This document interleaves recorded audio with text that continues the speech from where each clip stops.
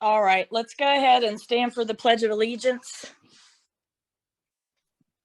And Commissioner Brannaman, can you lead, please? I pledge Pledge allegiance to the flag of the United States of America and to the republic for which it stands, one nation, under God, indivisible, with liberty and justice for all. All righty, do we have any exonerations or anything from the assessor's office? Yes, we do. Kind of weird talking from an empty chair. Yeah, I know. We'll have to put a straw man in there for me. Let John have the pleasure. And these are exonerations. I want to point out one thing on this one. Okay. This is a property split. This company had owns a large piece of property. They are not going to pay the taxes on it.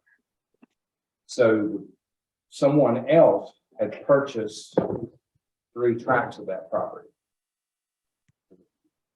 Divided off.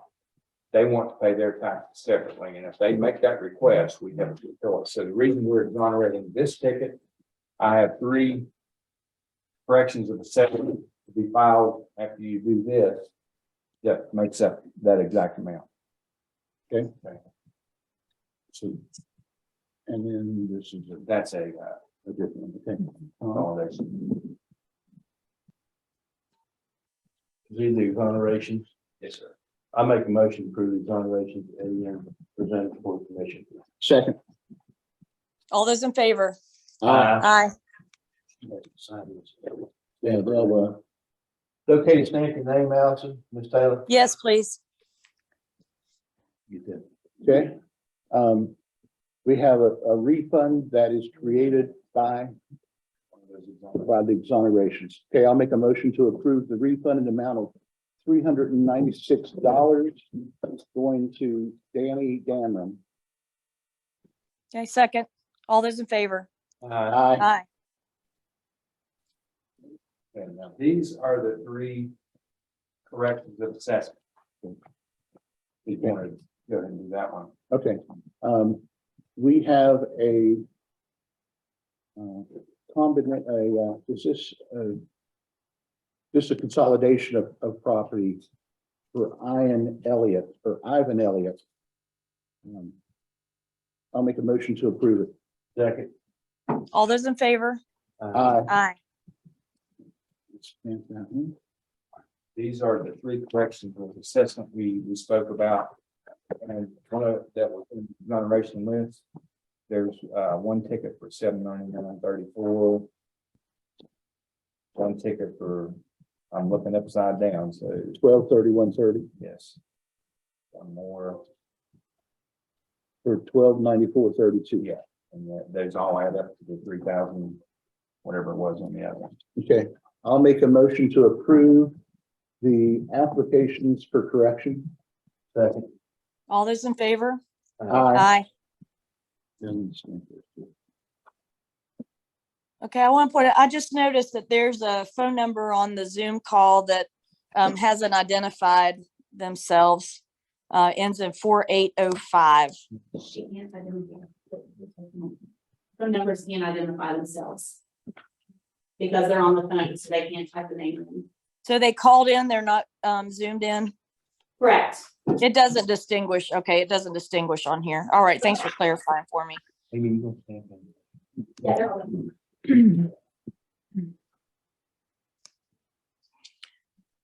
All right, are we up to vouchers and invoices or payroll? I'll make a motion to approve payroll payable on 10/28. A second. All those in favor? Aye. Aye. Okay, vouchers and invoices. Gia there? I'm here. Yeah, I don't see anything weird on there. Tom, do you? No, I think everything was fine. Yeah, the largest ones were for the cleanup from the flood going out to Geneni Construction, but those were approved. Right, we approved those already. Yeah, I'll make a motion to approve the vouchers and invoices. Okay, I'll second it. All those in favor? Aye. Aye. All right, there are no minutes as of yet. State settlements? Yeah, it should be. Yep, I've got them right here.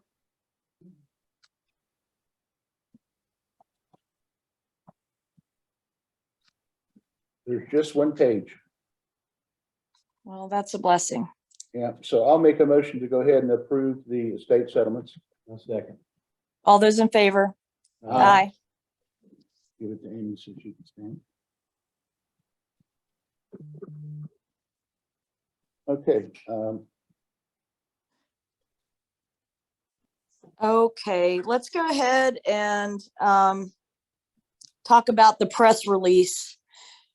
We just got contacted yesterday by Matt Ford with a draft press release that's supposed to be joint between Fayette County and Greenbrier County with regard to closing down use of the Meadow River Trail due to the construction that's ongoing there and the safety hazards that it's causing. I am concerned that, and it was my understanding when we received it yesterday afternoon, that that Greenbrier County had already approved the press release, which means somebody knew there was a need for one long before we were even told about it. And I do not want people to get in the habit of waiting till the last minute, because this commission has to vote as a body. We can't just, and we won't just email or text and decide to make a decision unless we have emergency authority to do so. And we didn't in this case. However, because of the safety issues involved, I went ahead and asked Amy to do an emergency notice to add it to our agenda this time.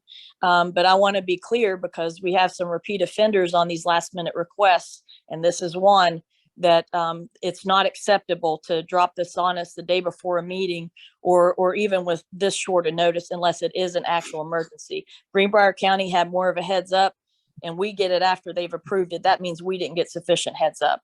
That said, Amy texted me that our council had reviewed, Michael Taylor reviewed it before Anthony got there this morning.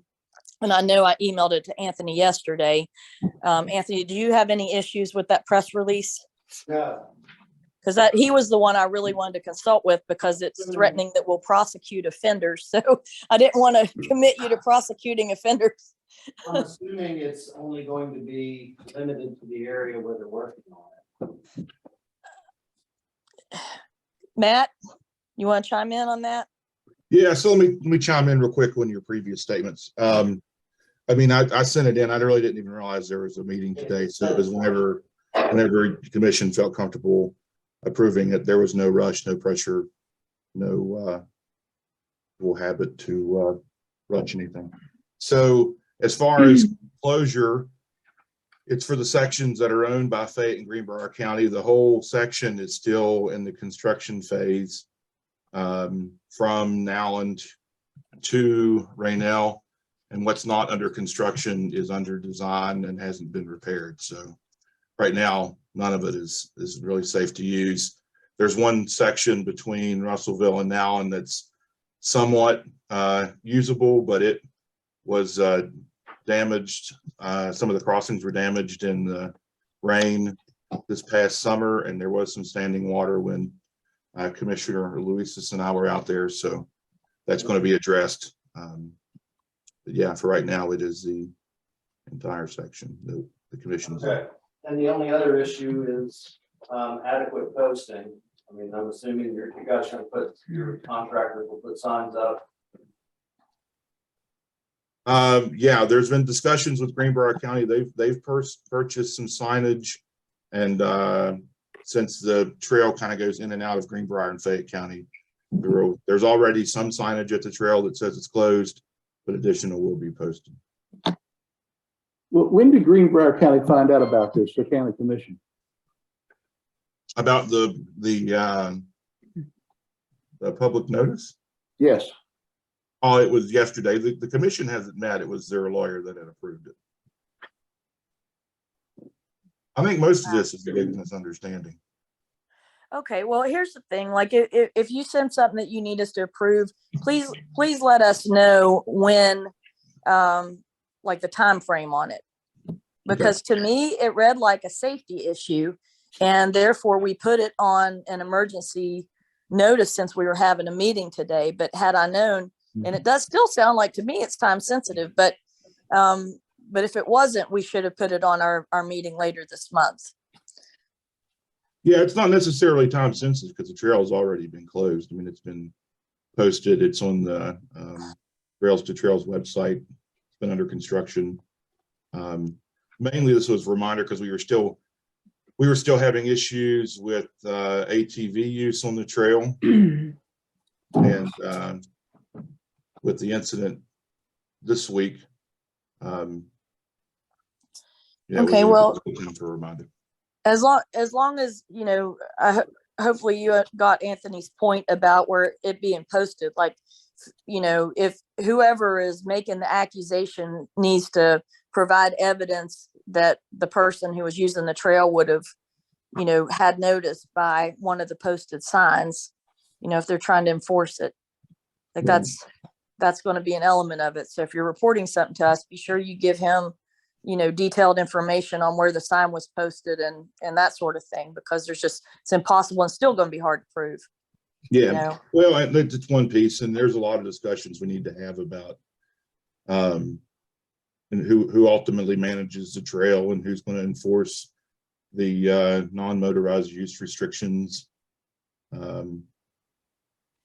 a lot of And one other thing I want to point out to further complicate this, I've got some familiarity with the trail, and I know once you get upstream from the trailhead at Nowlan, there's a bunch of access points to the trail coming off from the left as you're heading upstream.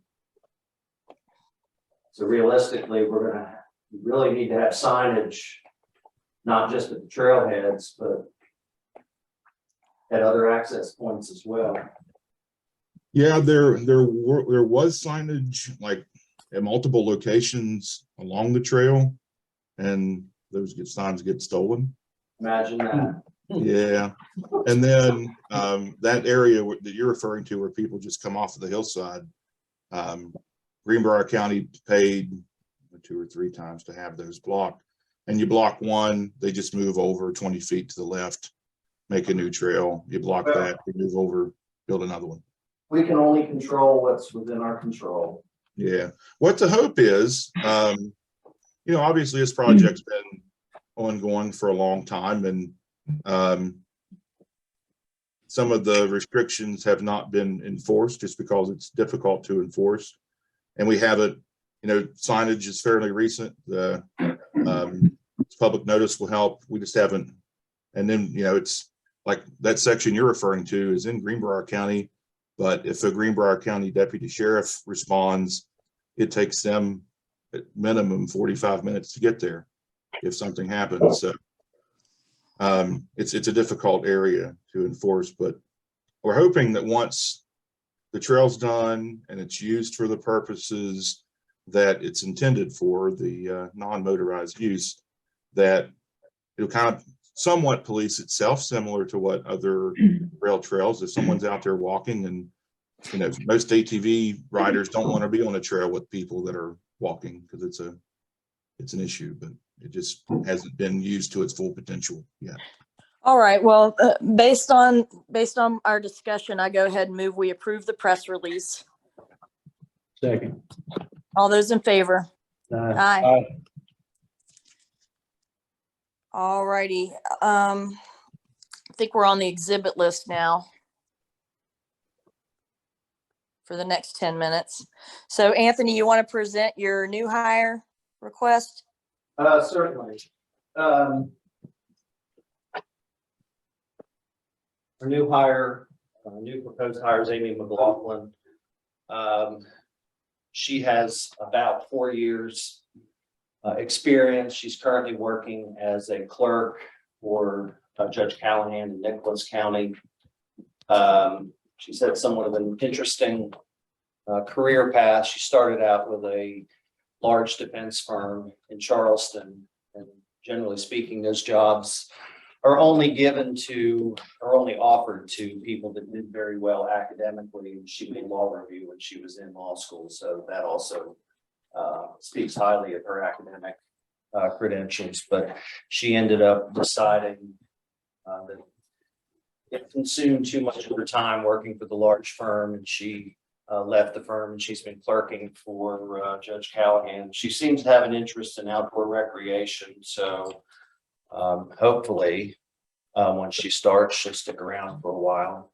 I mean, I understand that assistant prosecuting attorney positions are generally stepping stones in lawyers' careers, but hopefully we can pique her interest with the recreation opportunities that are available. She's supposed to start October 17th. Starting salary was $65,000. Criminal background check revealed absolutely nothing. And I'm looking forward to getting her started. We just started our new criminal term, and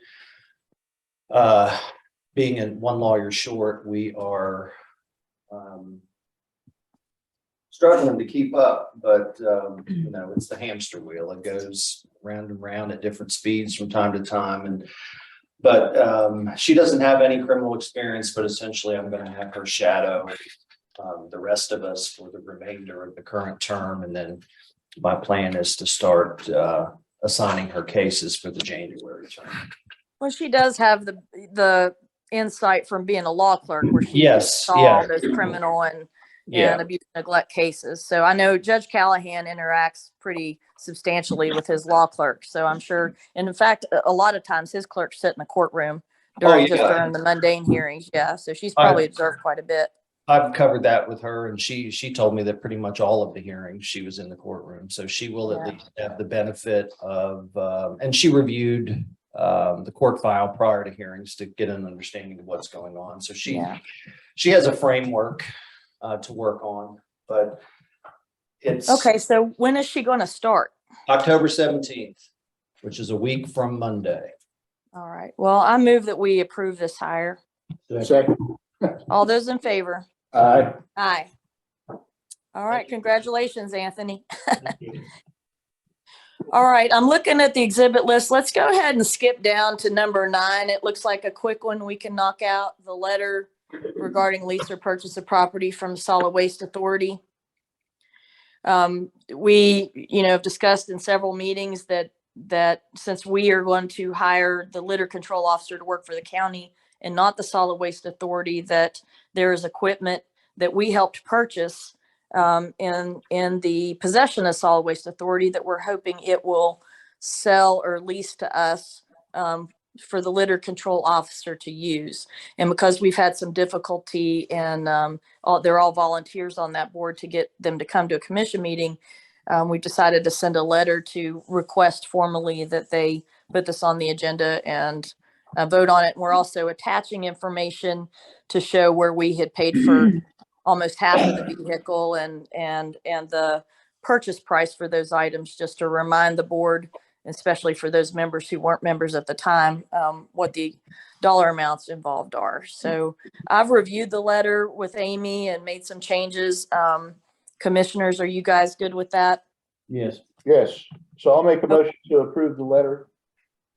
Okay, I second it. All those in favor? Aye. Aye. Okay, and let's go ahead and move to item 10, the funding award for the city of Montgomery. This is a request by Mayor Ingram for $50,000 to help finish a project that had overrun costs. So they've already mostly finished it, but then there's cost overrun that they were unable to take care of down there. And today is the day that we were going to consider these types of funding requests. It's my view, since we have not yet allocated money from the ARPA funds to the Valley yet, because we've been kind of waiting on some information to see who's funding what from the state and WVU level on some things there, that this is a worthy project to fund. What do you think, Commissioner Brenneman, your district? Yeah, definitely. And right now it's warmer than what it was when we dedicated it earlier this year. They have really stretched their pennies as far as they could. They need the $50,000 to finish it up. And I'm definitely in favor. As a matter of fact, I will make the motion to approve this $50,000 grant. Okay, Tom, any comments? No, I'm good with it. I'll second. Okay, all those in favor? Aye. Aye. And All right. if possible, I would like to deliver the check next week to their council meeting, if it's fine with the commission. I'm fine with that. I'm good with it. Okay, let's take you're welcome, Tom. Let's take a short break. Allison, Yeah, Mayor Ingram would like to say something. okay, Mayor Ingram. First of all, I want to thank you all very much for considering this and asking this request. I do want you to know that the city of Montgomery itself has $187,900 and some dollars in this project of our own money. 100,000 land water conservation, and I just needed this 50,000 more finishing. So thank you so much, and we'll have you all down for a final ribbon cutting, hopefully by Christmas. And we're working on it now, pouring concrete, getting it done, but this will finish it up. Thank you, Commissioner. Hey, could you have it when it's warm, Greg? Well, it'll be around Christmas, so I'll try I to. know, that's what I was thinking. I know It'll be one thing, cold again, water- John. You have to bundle up. It's cold. All right, well, we have 3 minutes left. Does anybody need a break up there? I'm good so far. Okay, okay, well, send me a signal or something. All right, let's go ahead and move. Let me see if there's anything else we can knock out. Let's do item 8, the purchase of 911 vehicle. Tom, do you want to speak on that? Well, I'll let Gary, I will say, I think. Is that, Gary there? We need the vehicle for the 911 center because they had lost the vehicle. But I'll let Gary talk more about that. Yeah, we were looking at basically getting another Chevy 2500.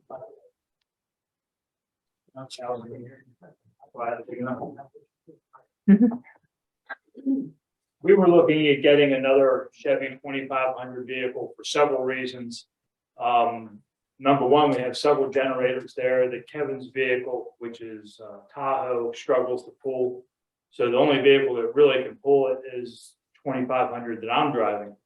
So the plan would be to let Philip take over Kevin's Tahoe, then get another 2500. And since Kevin does emergency management, he can pull the biggest generator we have plus any of the other ones.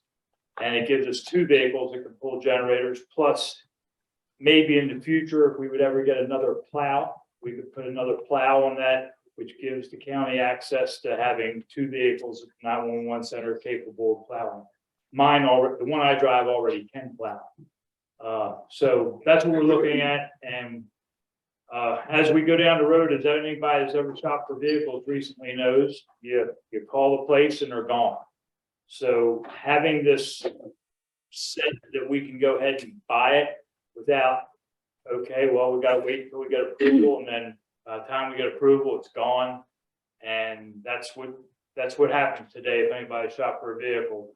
And to try to get it at MSRP or below, that's even another challenge, because no one wants to do state bid anymore because they lose money. As soon as that vehicle comes in, boom, they can sell it to somebody else cheaper. I mean, for more money than they can sell it to us for. So finding a dealer that will even give it to us for MSRP or below, which right now Mid-State Chevrolet says they will. So that's where we're standing right now. And the other thing is, we've been paying mileage that we shouldn't be paying. That is correct. And we cut down on the mileage. That is correct. We have been paying our mapping person mileage because Philip has been using the mapping person vehicle at this point. So. And Sheriff Ridley can help you also. Sheriff, I can help you. Okay. And I talked to his state too about some stuff, but talked to Mr. LaRose, he said that he would go with what the bid was on, but I got another contact of Will, and I'll get with you, Gary. Okay. Because we're looking at some stuff too, so. It's tough. Like you said, and if you don't get them now, this week, then Don and Allison on the line, these cruisers and these vehicles for police are going up anywhere from $4,000 to $9,000 next year. We found out at my sheriff's conference, so it's like crazy right now. Now, I was wanting to see if we can go ahead and approve up to $60,000 for the vehicle. Commission doesn't have a problem with it. So there's a set amount already set for it.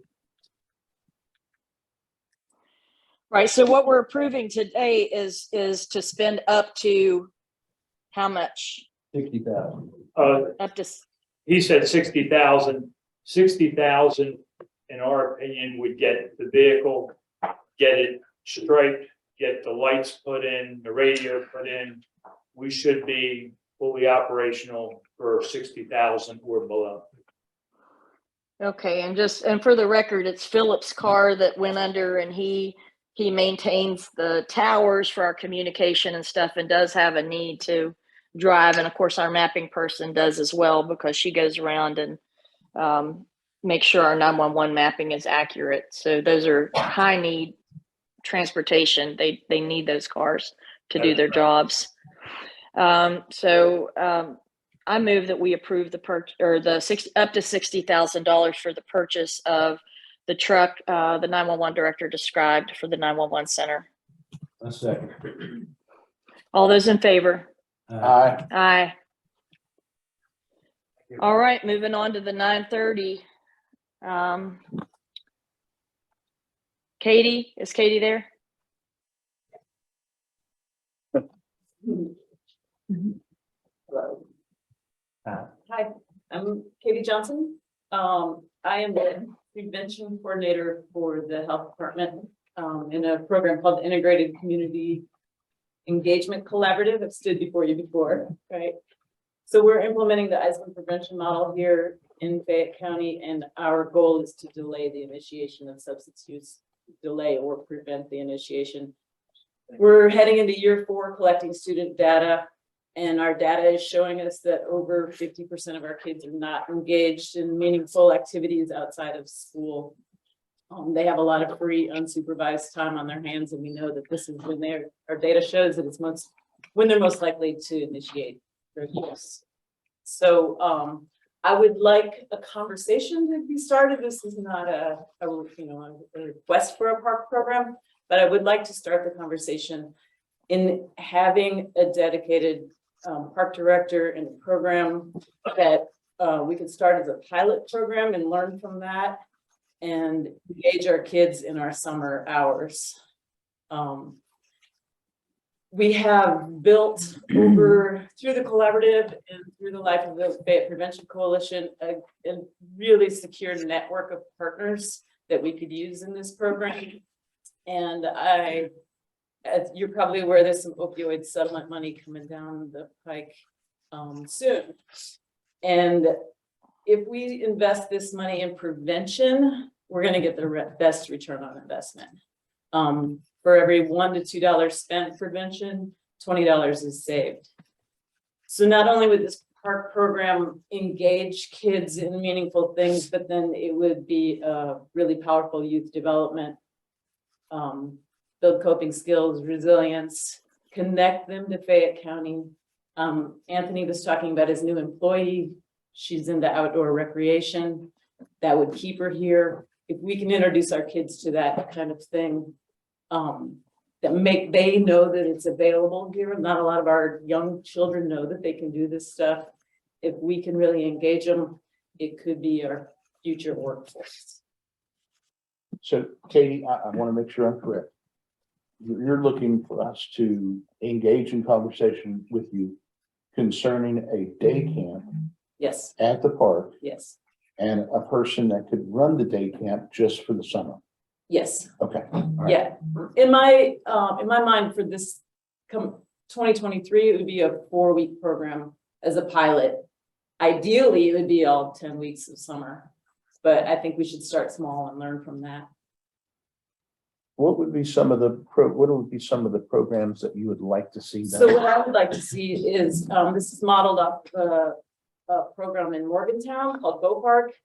The kids in the morning hours could study or go to a certain discipline. If they wanted to go climbing in the morning, they'd go climbing or paddling. They could go to some, if they wanted to study archery, and then they could come back to the park at noon and then swim.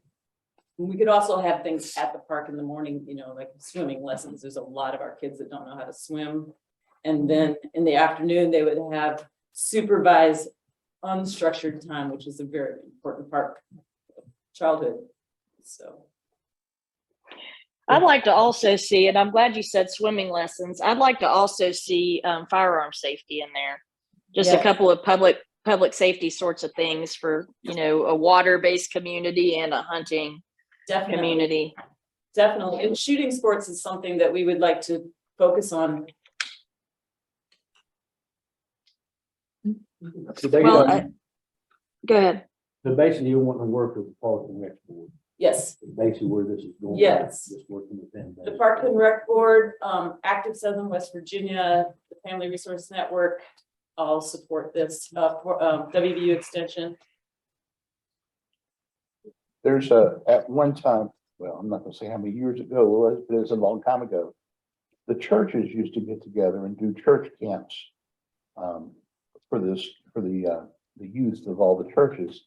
And we would go to 4-H, or we would go to Hawk's Nest and different places like that. And we had swimming that we could do. We did archery, we did gunmanship. I mean, there was a lot of things that we did, and it kept us busy. And of course, we didn't have phones and video games and all the stuff that kids have today, but it was really a great results. Right, right.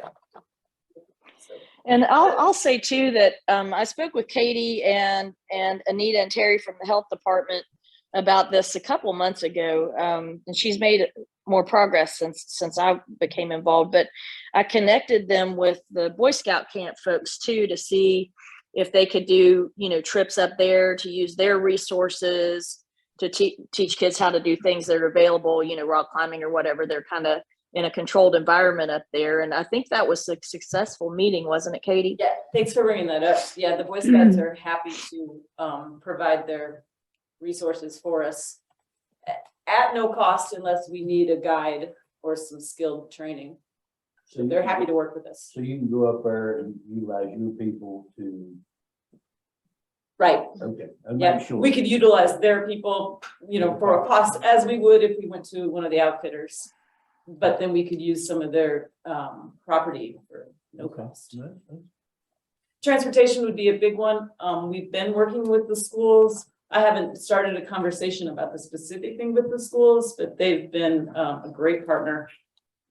So we would have to figure out some transportation, and a lot of our kids need door-to-door service. Well, and we need that too. And I'd like you, when you meet with the Department of Ed, I'd like to be involved if you don't mind, because as you know, we've discussed for teen court and some of the other programming that we have for prevention, that these kids can't even get transported to teen court a lot of times. And I think the Board of Ed could probably help with that. So what do we have to do to set this up? This commission, do you have to come? Well, first, I think it's a wonderful project, No, I do too. and it's something that's definitely needed in the county. What's the next step? Yeah, That was my question too. Yeah, I want to know. So I think we come up with a budget. And look at that, get that approved, and then find a director. Come up with a budget, present it to the commission, Yep, and then go from there. yep, a budget, a direction, and some type of game plan. I mean, there's a lot of things you can throw at Right. the wall and see what sticks. right. That I was going to say that should go through the park board first, obviously, and Abby, who's the new park director, and then you guys should come together and present it to us once you have, you know, some of the things figured out, at least, even if you phase it in. Great. Yeah. Yep, thank Okay, you. for us to take the next step. All right, Y'all take the next step. we'll do that. Thanks. Thank you for bringing an important thing to us. Yeah, Katie, good work. Thank you. All right, Commissioner Luisos, you need a break yet? You better give me one. All right, let's take a 10-minute break. Reconvene at 9:50. Thank you. Yesterday. Yeah. So, All right, is everybody ready? hey, once they're all together, I'll go.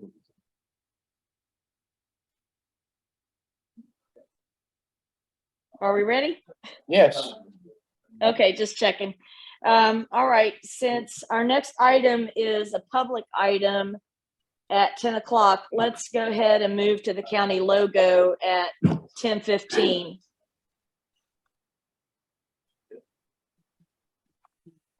So I'll just say, we talked about last meeting having the county logo, and then we talked about having a competition so people could submit, and then creating some language when we advertise that competition that states that the county will own the logo and can use it as it wishes after. I talked to Becky Sullivan. I had actually talked to her during the last meeting during a break and just forgot to mention it to everybody. But and she said that's what they do for their Bridge Day competition. That they do is just put the language and just say that the Bridge Day Commission, or the chamber, I think in their case, will own whatever artwork wins, and they'll be able to use it as they wish. So I was just going to ask if Anthony, or if he wants to ask Michael's firm to do it, if somebody could just come up with some language for us to use and we can approve today, pending, that language being created, posting it, and advertising the logo competition.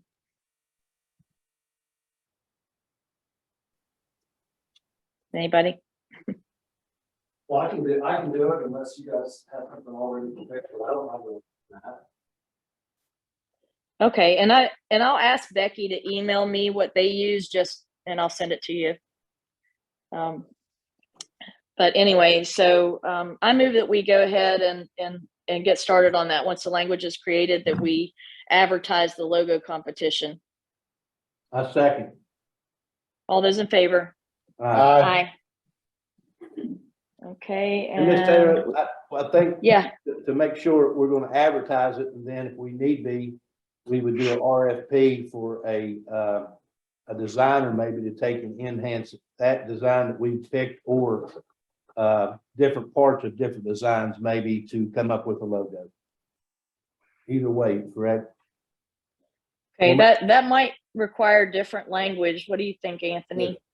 I'm sorry, say that. See, here's what what if there's, and I talked about this last time, what if there's 2 or 3 logos that we have interest in certain parts of?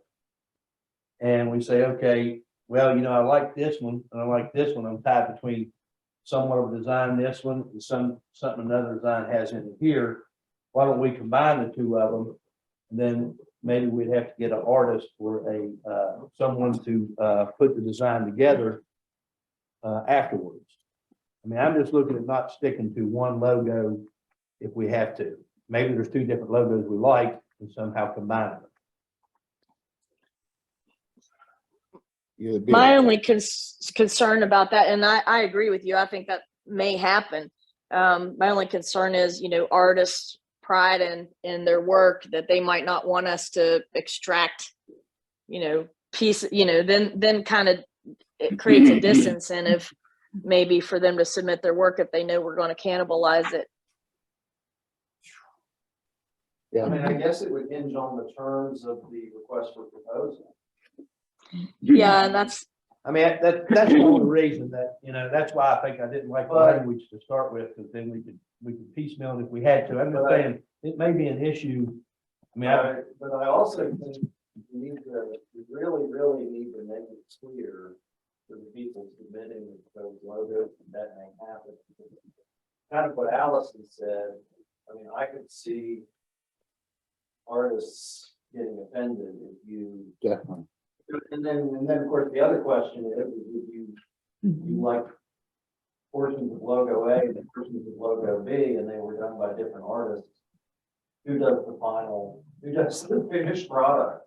I mean, is there a way of, I don't know if there's a way of artist A and B collaborating and making. and then what if it comes back like with present one we have, and I'm not talking about the present one we have, but it's a little not as professional today, maybe professional 20 years ago, but it's not as professional today as it should be. Oh, you're right. I mean, it reflects the technology at the time for sure. Well, but at the end of the day, I mean, if we send out a request for proposal, I mean, we're gonna have the freedom to accept or reject any of those proposals for whatever reason we need. And that's why I say maybe alter them. I mean, I'm just looking at something coming up that may be a problem, because when I did it, it took me 6 months. And I had multiple family members giving input on it. Of course, I had the final say in the end, but I had multiple family members giving input on it. I mean, the big issue that I see is getting through this without stepping on the toes of the artists that submit the proposals.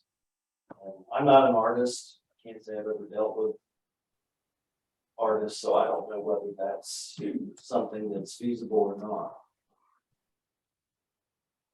Well, I mean, most artists have, have justified pride in their work, and I have, while I'm not even close to being an artist, I have a lot of artist friends and in our art community here. And I just imagine that, there are some that may not be willing. And I guess the ultimate answer is, if they're not willing to have their work, cannibalized in some way, like their incentive to put something in would be to have their art adopted in its entirety.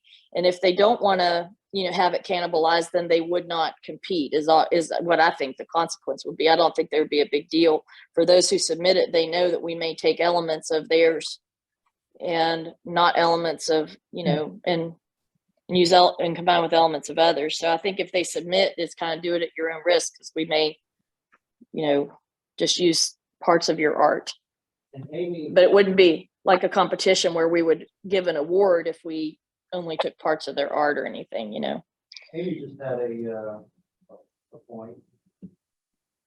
Oh, you mean to say it? Okay. Yeah.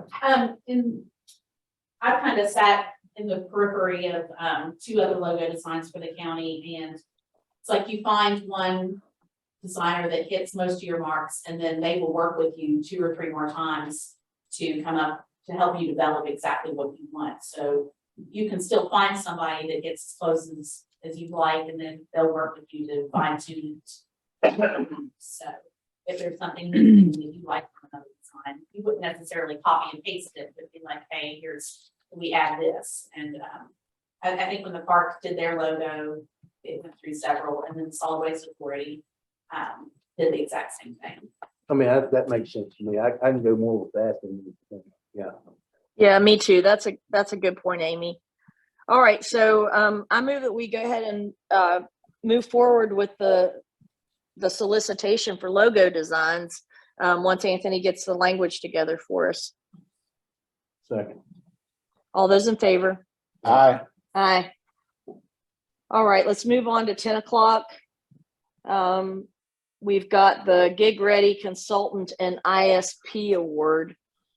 Commissioner Luiso, since you're on the Gig Ready Committee, could you lead that discussion, please? Yeah, I can lead it. We had some interviews with the ISPs and a consultant for fiber in Fayette County. And we done a little form we all filled out, and we come to conclusions. But the only thing I did see that, to me, some of these interviews, we didn't have enough time to do the interviews.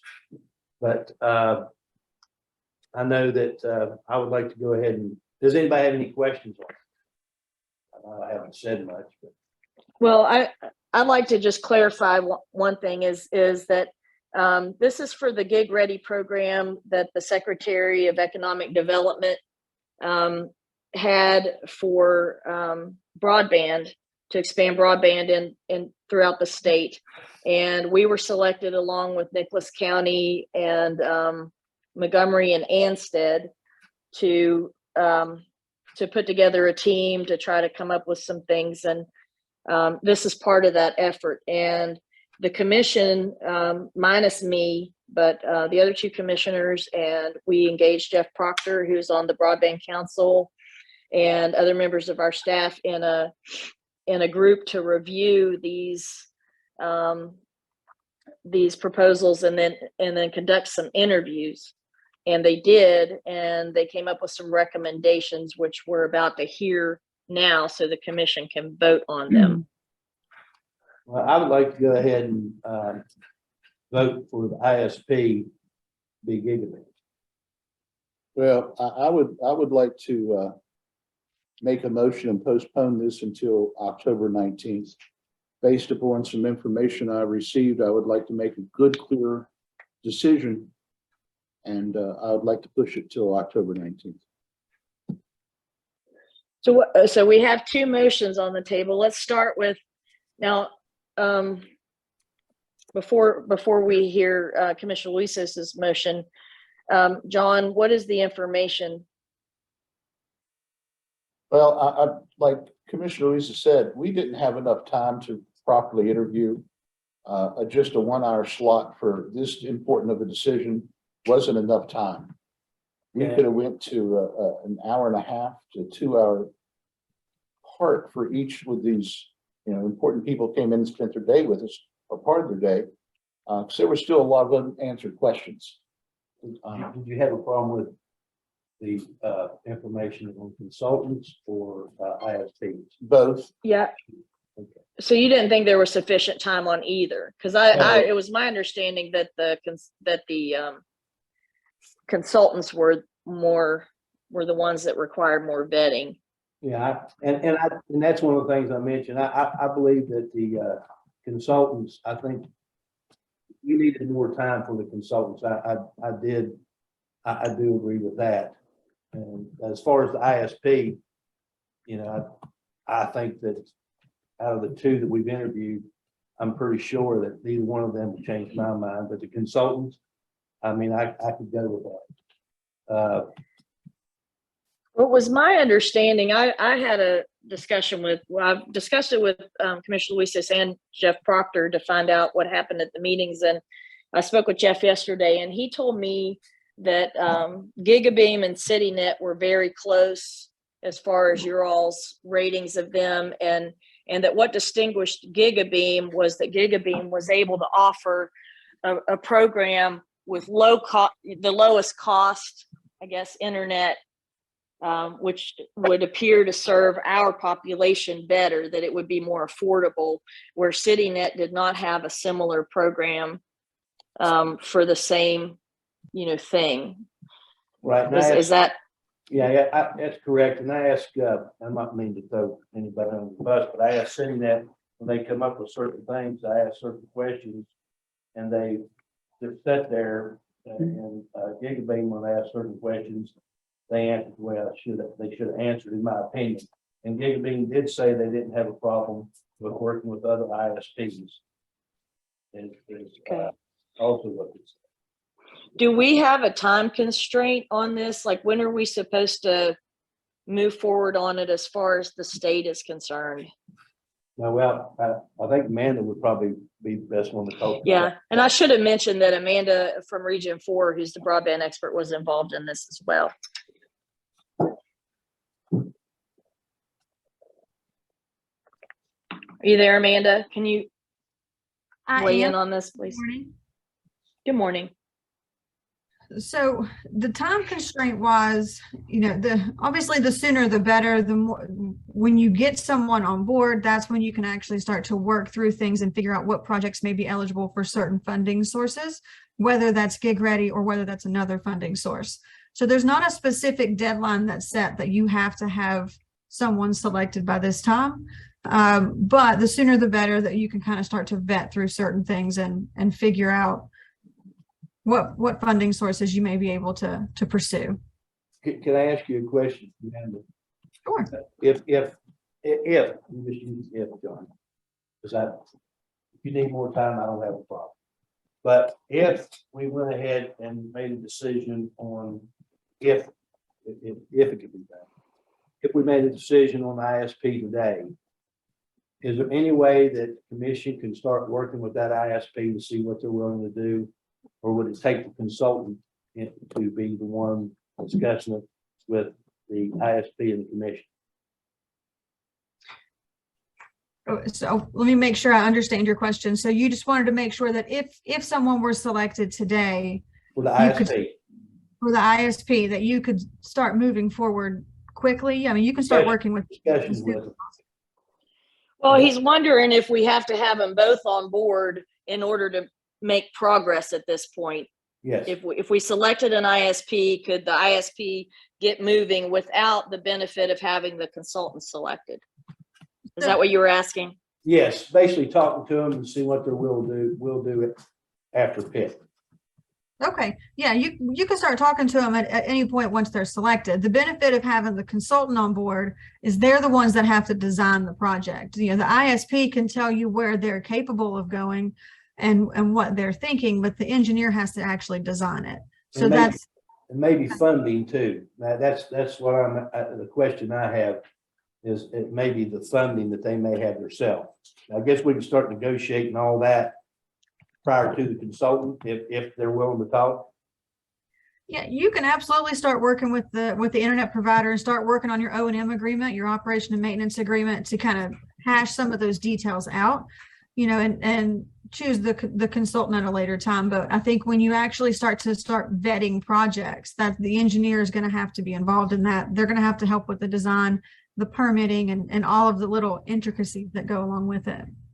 Okay, I just wanted to clarify that we could do that with or without the consultant, just start discussions with them.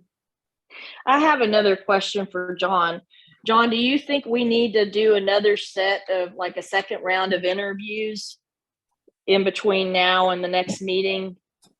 Yeah, there's some extra questions that I have that after thinking about it, and just like I said, an hour just wasn't long enough for the ISPs or the consultants. There are still several questions. Some questions I don't want to go into detail right now. I'd rather, I mean, I could talk with you and Tom in executive session on those. But as far as getting them out in the public, no. I think that we could make a better informed decision as long as we had extra time to speak with them again. Okay, so then, I mean, I am going to be in town all of next week. So are you wanting to do another round with the finalists from, you know, the top two consultants and the top two ISPs, or is that what you think we need to do? Well, the top two consultants would be fine with me, but I would like to try to make a decision if both of you agree on the ISP today. I just don't think between CityNet and Gigabit, we're gonna get much different in the end with the price structure that both of them had, the presentation of funding, as they said, and they're building the middle mile themselves. There's some funding issues that I asked questions about that I really didn't like the answers to. And so I don't think, to me, there's gonna be that much difference between the decision on Gigabeam sitting at for the ISP. Now, to me, we need more questions on the consultant that didn't come out in the conversation. We didn't have long enough, but I think we had long enough for that two ISPs.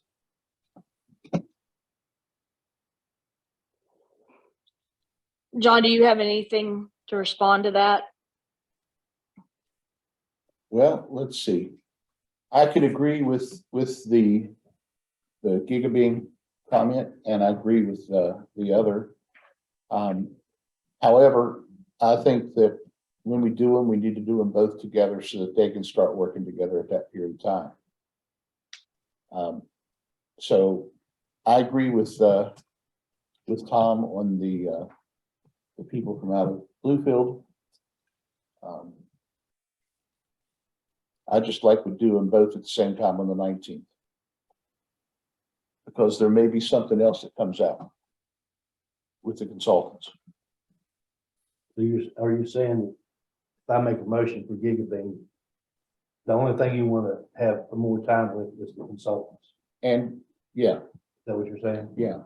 But the consultants may answer a question that wouldn't require Gigabeam at this point in time. I think we need ISP no matter what. I think we need to confirm the ISP no matter what. So John? Tom, you're saying that you want to go ahead and get the ISP on board, and John, you're saying that we should wait to make the ISP decision in case the consultant decision bears upon which ISP we choose? Well, the commission makes the decision, to me, the commission makes the decision on the ISP no matter what, not the consultant. Well, ultimately, the commission makes a decision on all this, not the consultant. The consultant works with us to structure our funding and structure, to have the ability to build certain places, gives us a base. So I mean, the ISP, and ISPs come and go. You get ISPs that, and what made key to me that Gigabean said they would work with other ISPs. So I mean, whether we have other ISPs, we own the fiber, we don't own the fiber, Gigabean did say they don't have a problem working with other ISPs. And CityNet did. Now, I mean, it wasn't, they didn't come out and say, yeehaw, we'll do that. They just So- didn't. So, I mean, and that's, well, to me, whether we have an ISP or not, I mean, if we, ISPs, to me, at the end, they can come and go in this project. Just because you choose somebody, I believe the commission has the right to make the decision after they choose, or after the board chooses. Now, I may be wrong, Amanda may be able to answer that, but maybe if we even choose Gigabean, and we come up with this structure, Gigabean tells us we can't do it. I'm sure that's probably happened. Amanda, can you answer that? Sure. So if the ISP were to ever say that they were not able to complete the project, then obviously, yeah, we would have to re-procure and go for a different ISP. You can also put a stipulation in the operation and maintenance agreement that if they don't meet certain requirements, that you can terminate the agreement. So you can negotiate all of those tasks within the operation and maintenance agreement between the commission and the internet provider. Well, I do remember one comment that they made, and I'm sliding that note over to ask if something is public. Is it? No. Oh, it's not public yet? Okay.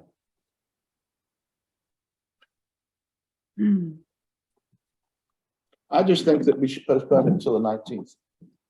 And definitely give a decision by then. Okay, so we have a motion to vote on Gigabeam, and we have a motion to slide it to the 19th. So with regard to the motion on Gigabeam, I am not going to second that motion. I agree with Commissioner Brenneman that we ought to postpone the decision. That will also give me an opportunity to participate in the subsequent interviews next week, since I was out of town. Or actually, no, I was sick. That's right, when that happened. So anyway, all those in favor of Commissioner Luisos's motion? Tom? I'm not afraid of getting my feelings hurt now. All right, so only Commissioner Luis, all those opposed, aye or nay? Okay, so Commissioner Luis or Brenneman and I are opposed to selecting an ISP at this point. It's not that we're against Gigabeam. So with regard to Commissioner Brenneman's motion to postpone this item to the next meeting to allow us to have a second round of interviews, I second it. All those in favor? Aye. Aye. All those opposed? Commissioner Luises. All right. Sorry about that, Tom. It's okay. But, You get some, you lose some. But I want to respect his request to get more information. So, And I understand that. I understand that completely. We've all asked for more information before, so I understand. okay, so we're at the 10:30 item. Oh no, hold on, I'm looking back here. That's the 10 o'clock. All right, so we've already done the logo. We've already done that. Is anybody from the town of Fayetteville there yet? Yep. Matt's here. Okay, good. Let's go ahead and hear the charging station issue, the 10:30 item.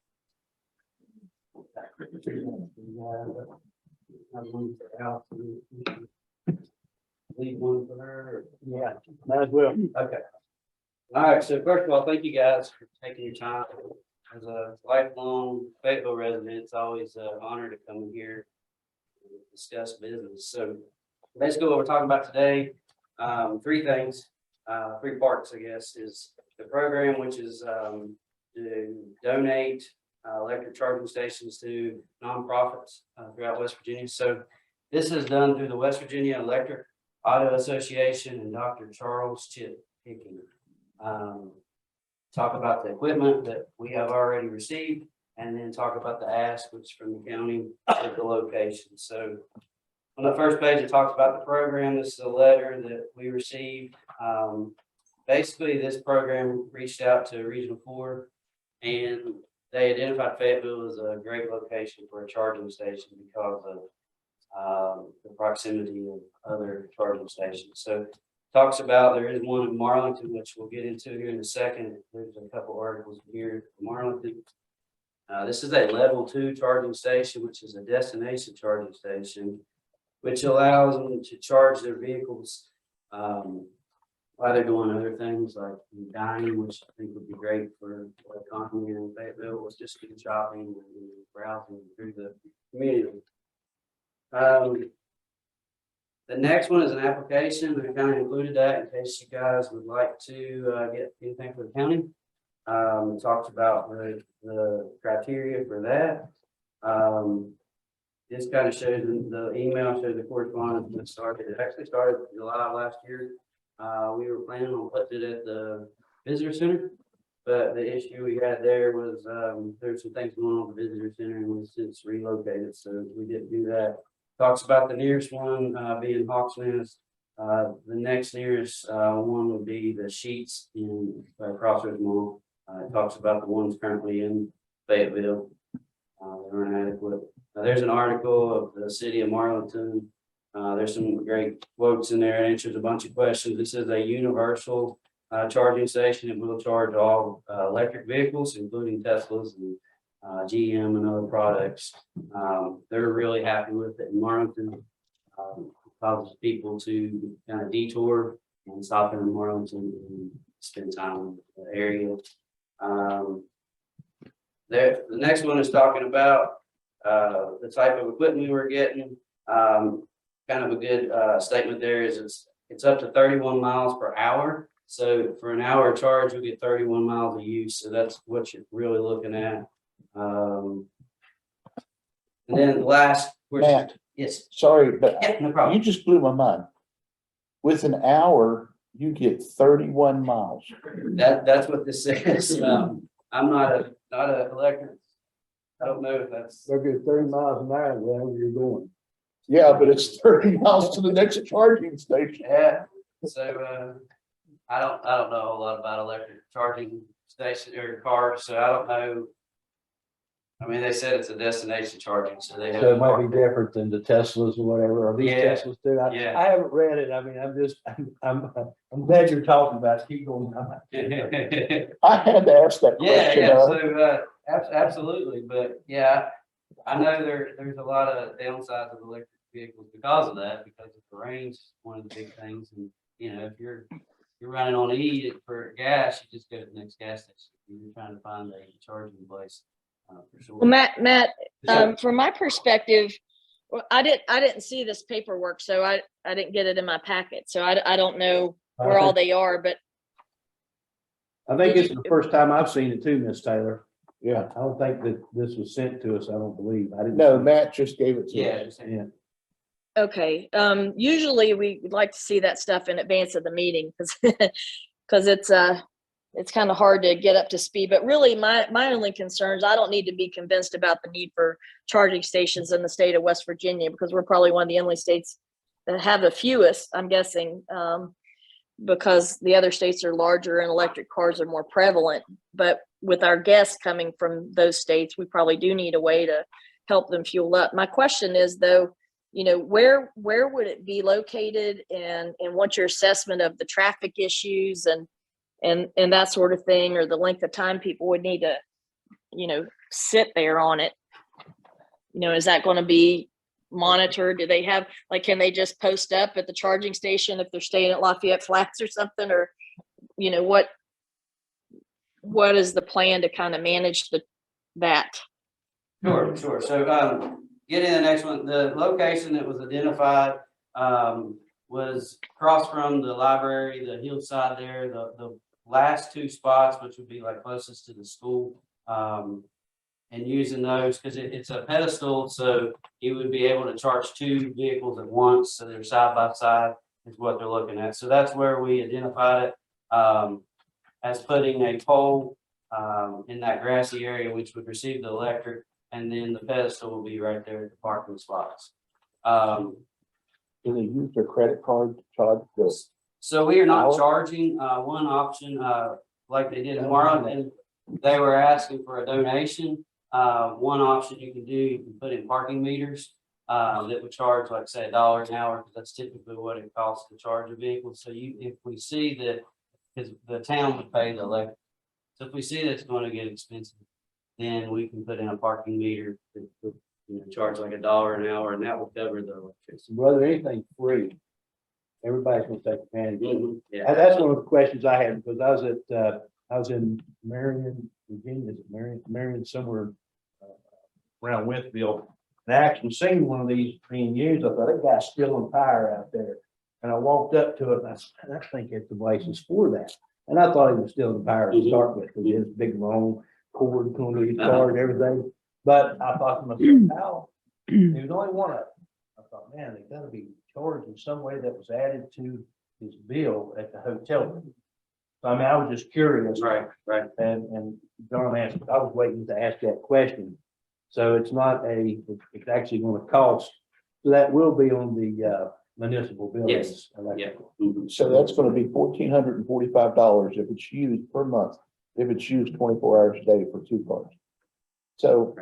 So of that 1,445, are the taxpayers of federal gonna be okay to pay that?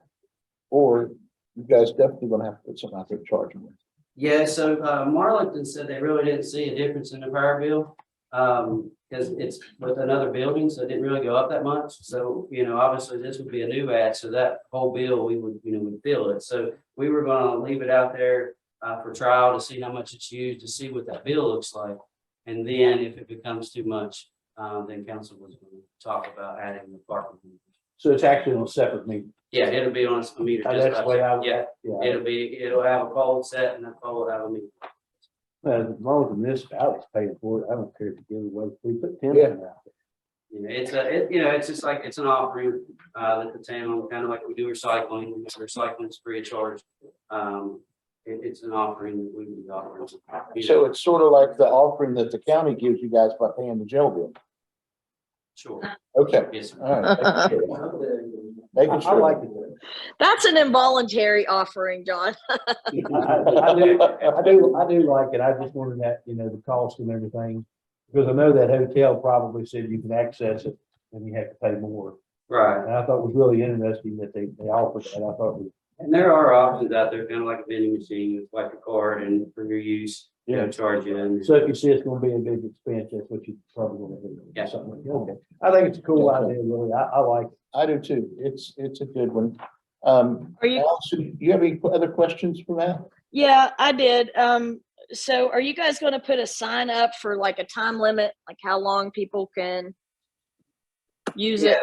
Yeah, just kind of like a, parking limit throughout town is 2 hours, so I really need to see, when somebody charges to actually get an electric car, how long it takes, kind of get an idea, well, this is gonna take 3 hours, so we wouldn't want to put an hour limit.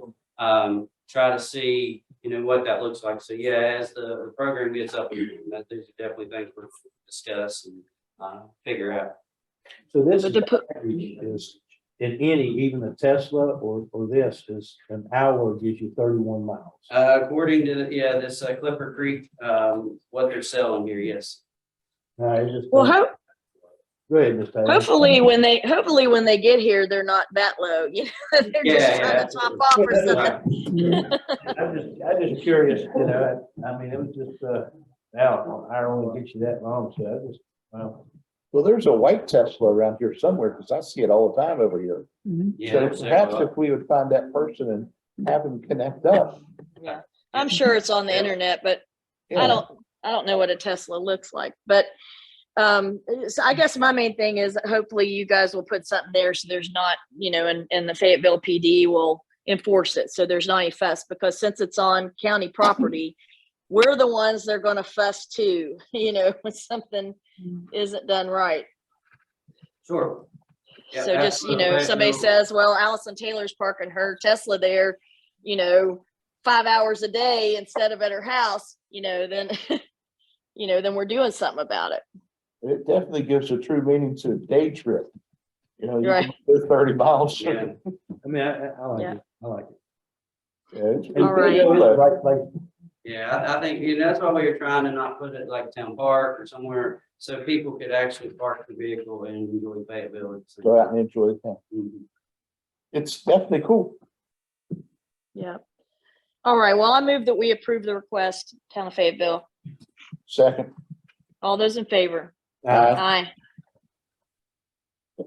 Thank you, guys. Yeah, take care. All right. You're Hey, welcome. Matt. Thanks, Matt. When it gets installed, let us know. Sure, yeah, absolutely. Yeah, I'll get you guys to be a part of it, sure. All right, cool. Thanks. All right.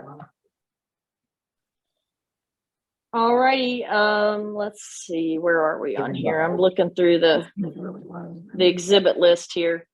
Let's take up the PSD funding requests.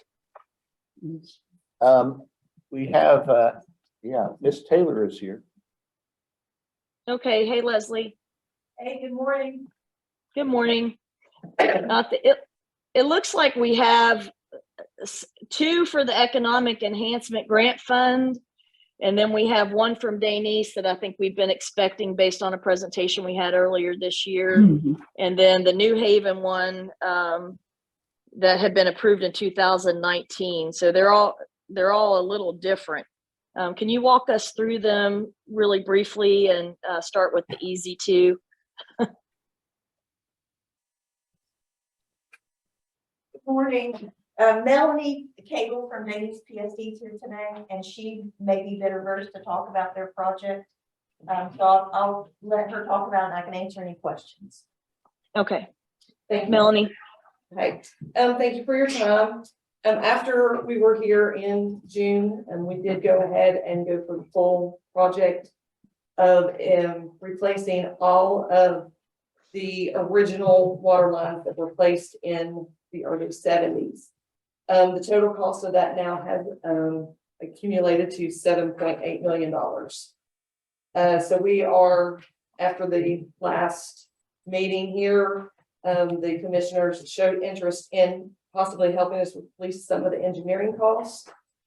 So, Danny's would be very appreciative to any amount that the commissioners would like to give us. As you can see from the map that I submitted earlier, the red area is what we are looking at replacing.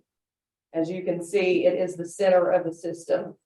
We have stretched out quite a bit, actually to we've about maxed out. But if we don't get the core of the system fixed, it probably is going to have some major issues in the next few years.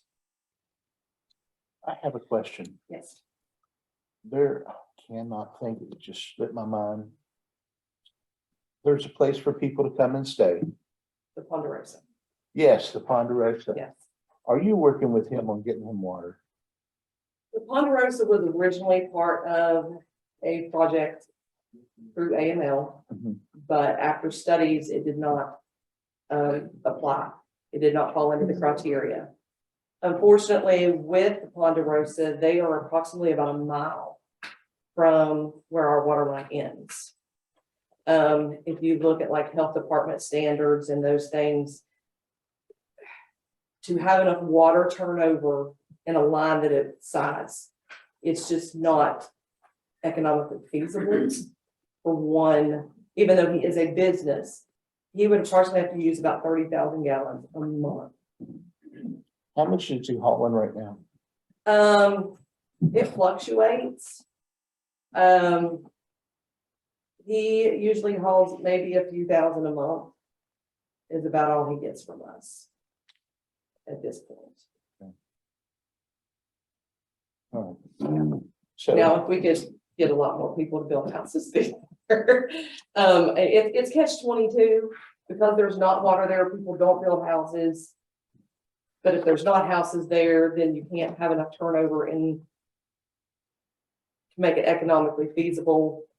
It would cost him a great deal, and then the size line that you would have to run, because once the water line is there, then people do want to hook onto it. They'd want that It's- 8-inch line. Yes, it's just that revolving. You would like to help them, but it's just. Well, I know, I've talked with him a couple of times, Yeah, and, you know, I'd like Leslie and you to work together and see if there's anything that we could do, even if it's run a 2-inch line. And maybe for their use, where the water wouldn't get stagnant. yeah, But I just see that area has some, you know, big potential. right, Just like we do in Meta Bridge right now, because they're going to be adding 146, 142 new customers, 145 new customers to their service. You know, what could be done if that part could be built out. So you're right, it's a catch-22, yeah, and I feel that people that don't have water deserve to get water. Yeah. And it's very difficult, because when the companies came in, and not picking on Danish or anybody else, but all PSDs, they went for the low-hanging fruit first, which is taking care of their money, you know, the best they can. But now we need to go back and take care of these groups of 6 here, 1 here, 4 here. And, you know, it's going to be expensive, $175,000 to run a line for a mile. yes, How can we get around that? the health department says once you go over 1,000 feet, then you have to have engineering. And then once you get engineers involved, then the prices go up. Then you have to look at contractors coming in.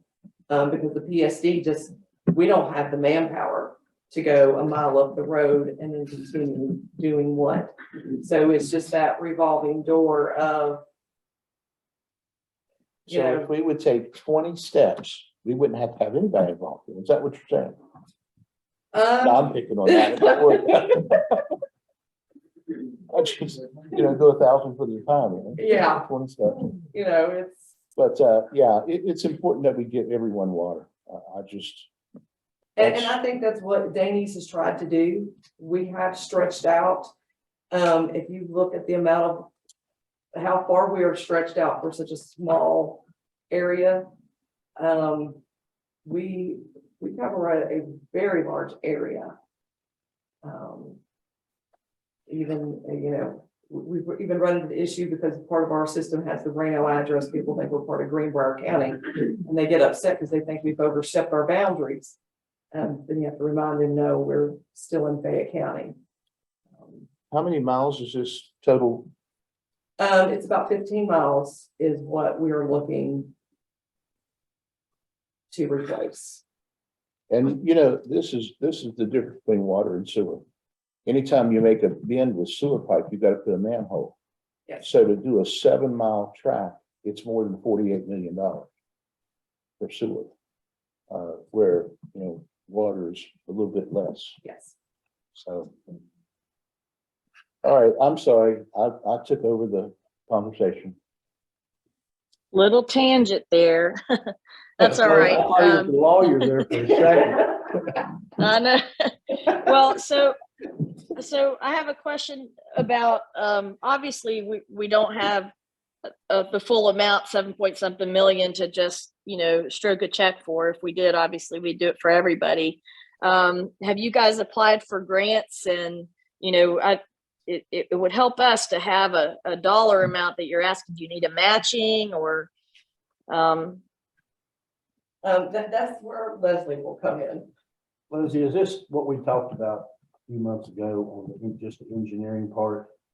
That I think we discussed maybe helping with the engineering. Is that right or wrong? We did back in June. And we never said how much. Correct. They never- Okay, I just want to make sure my memory is correct. To answer your question, Commissioner Taylor, we have submitted this project to the West Virginia Infrastructure and Jobs Development council, we're currently expecting that this project will be heard during their end of November meeting.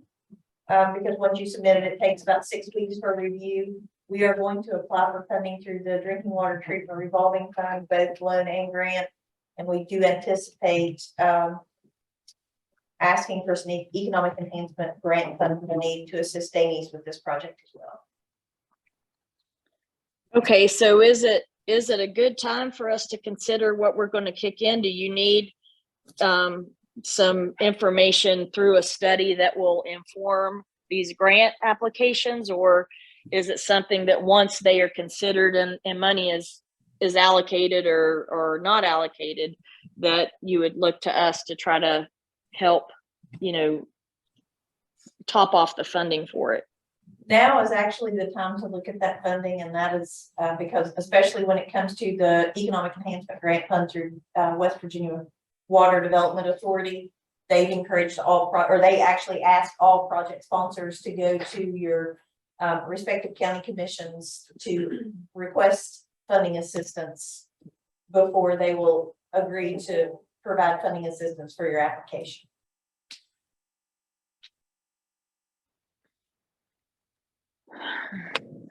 Okay. And I will say that, not only in Fayette County, but in every county that Region 4 works in, anytime there's local contribution to a project, it makes the project look better because it shows that a project has local support.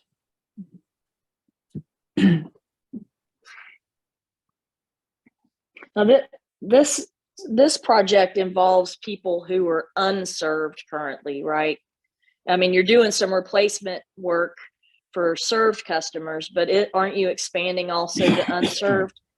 Not with this project. This is, unfortunately, this is the area that is the center of the system where everyone already has water. How long have these lines been in the ground? Our first audit was done in 1970. So somewhere between 66 and 1970 is when the building of this system began. So you're looking almost 70 years old on the water lines that are in the Yes. ground right now.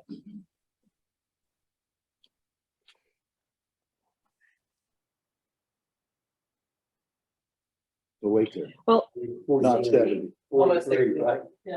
43. Yeah. I didn't want to say nothing, John. I was going to keep my mouth shut. Wait there. Well, I had to think. about 53 years old. I had to think. I just turned 60 and I was 62. That's wrong. I think it's important to note too that a lot of the lines in the heart of this system are the old ACP or asbestos cement line. So Actually, almost everything that we will be replacing is the old asbestos lines. Yes. it's very costly if there's a break in it, it's very costly to replace. It also is, if it's broken, it's considered hazardous material.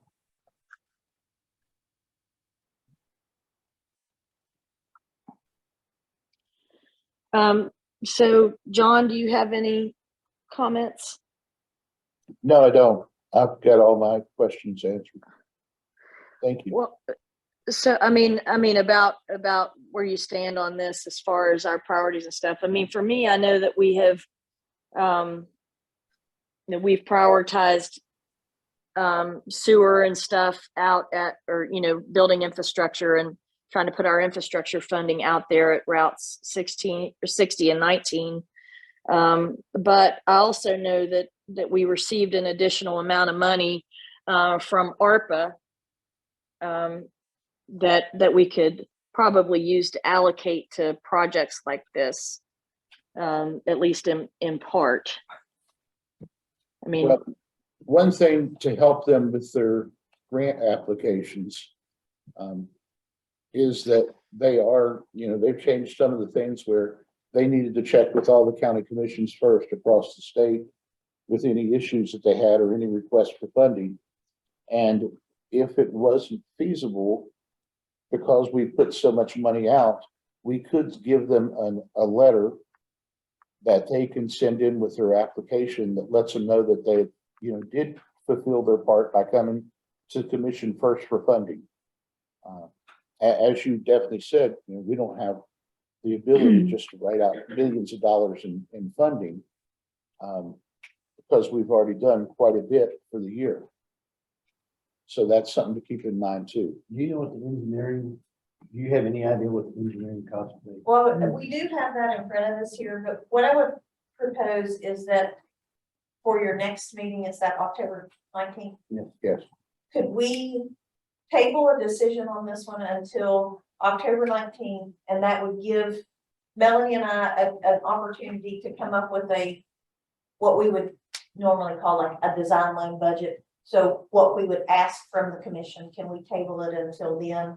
And we'll have you something, of course, it's 2 weeks from today, so we're not gonna have our paperwork in today, but would it be okay to get it in, say by Monday I make a or motion, Tuesday? I make a Monday. motion to table this to October 9th. Thank you. Second. Okay, all those in favor? Aye. Aye. So postponing to October 19th meeting for the Denise project. All right, and Leslie, with regard to the resolution 15 for New Haven PSD. So resolution number 15 for the New Haven PSD, it is for $1,000. This is a reimbursement to the PSD for a bond that they paid for. This is for their contract 19 project that serves Airwood, will serve Airwood, Dawson Ridge, Cane Branch, Ramsey, and other places. The commission previously approved $50,000 for this project years ago. This says 2019, but I'm thinking it was in 2015. I do too. And that over time, so a New Haven PSD has been drawing on these funds as needed. And this is just a request for $1,000 from that original allocation. Okay, well, that seems simple, and I did discuss this with Ruth. I move we approve that $1,000 disbursement. Second. All those in favor? Aye. Aye. Okay, now on the economic enhancement grant request. I have not seen Mr. Hayes' request that came to the commission for that, but I'll give you a little bit of background about it. New Haven PSD has a contract 18 project that is in the Elliott Cutoff, Sunday Road area, and then the contract 19 project that I mentioned earlier. And the surcharge on top of the water company rates for these two projects are going to be rather high. Mm-hmm. And New Haven PSD is requesting some financial assistance from the commission for these two projects to help lower the surcharge on the customers. David Altizer from Thompson and Litton is here. That is the engineer for New Haven PSD. He may be able to shed a little more light on the subject than I can. Okay, David. Go ahead. You all might recall, this is back when John was president of the commission. You all discussed giving either $1 million or $1.5 million for each contract 18 and contract 19 projects. You never voted on it and never made anything official on it, but y'all discussed, and that was way back before you had the what's called the comprehensive plan. You were waiting on that to make the kind of decision. Because I know y'all changed your priorities and stuff since then, but that's what we discussed. And the more we get, the more that New Haven gets, the more it's lower surcharge. Well, I don't recall giving somebody $1 million or $1.5 million in funding for one project. I mean, No, you didn't give it. It wasn't given. That was discussed. You all talked about doing that. Must be lower the surcharge. That's Well, we did discuss that. but in the same meeting. That was before, that was actually before, I believe, before we allocated ARPA funds to the engineering. I think that's right. Yeah, I think it was actually, I think that's we correct. discussed that in order to get the fees down, but then we come up, when you come back with you talked about the engineering fees. Yeah, so Then we decided new to- extensions, and y'all did Yeah, we did. 40,000 for new extension. That's correct. So I mean, that was discussion before we. That's right. Then it was never no vote on or anything. Yeah, Like I said, yeah. y'all just talked about it. Yeah, talked about, that was it. That may have been before I got my New Year's. It might have been, I remember discussing it, to drop the fees down. There was probably alternative routes that New Haven could do, or somebody could do, drop the fees, I'd say, drop the fees. Right. I remember that, but then we talked about utilizing that money for the extensions, the new extensions for engineering. So we went from that amount back down to the $250,000. $160,000. Yeah, I think there's another one there. Yeah, yeah. Almost 200. Yeah, so that's where we went the route on the engineering. That's in this paper, number 3. Oh, well, I didn't even look at that. But I just going by memory. Yeah, okay, that's, I guess you're all estimating what you'd be asking for. That's a question for the commission.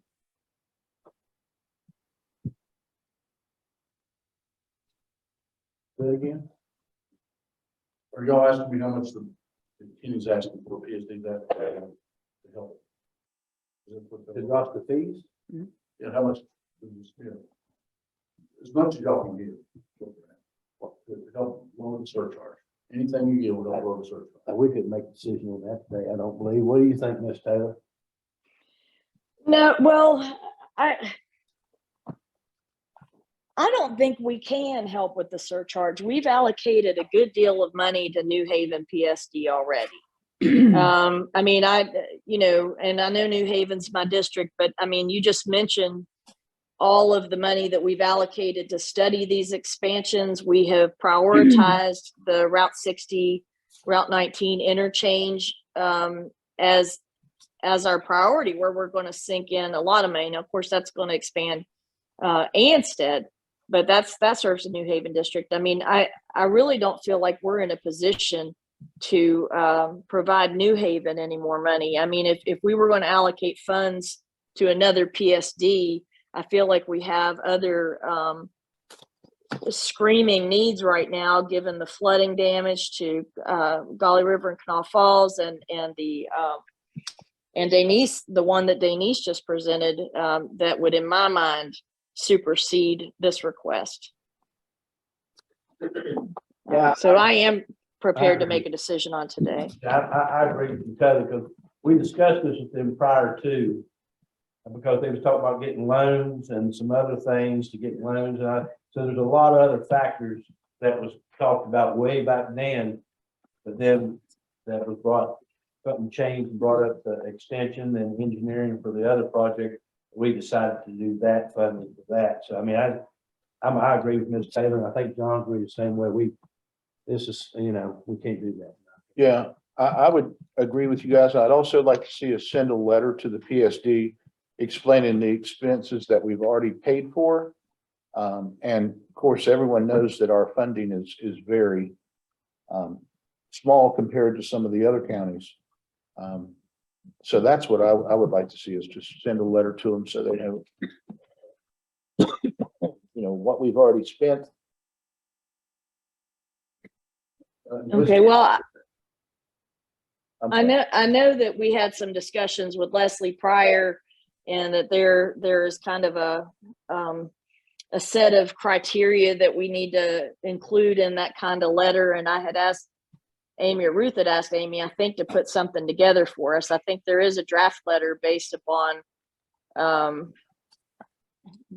feedback we got from Region 4 in the instance we would not be able to support a request. So first, let's vote on the request. I move that we decline to provide money to New Haven PSD for the economic enhancement grant issue.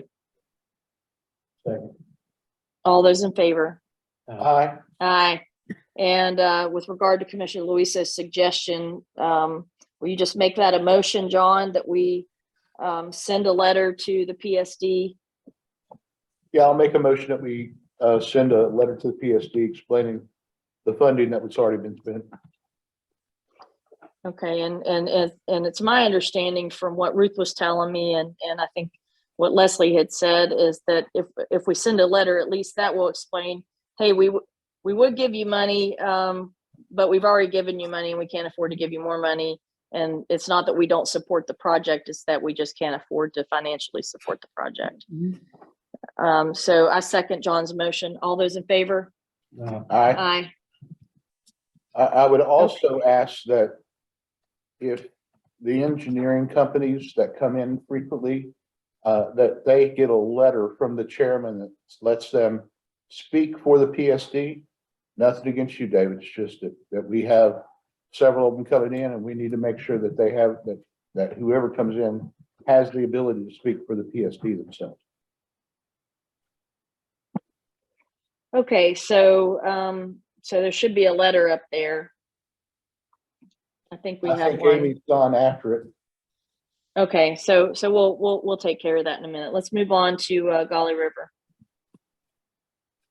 So Cassie Lawson from Region 4 should be on the line. Cassie can speak to Golly River PSD. Good morning. Cassie. Are you able to hear me all right? Yes. Okay, great. So just to explain, the Golly River PSD is seeking funding for several improvements throughout their system. And so what they have done is they have carved out the most critical elements of these improvements and are pursuing those through the Infrastructure Council's Critical Needs Program.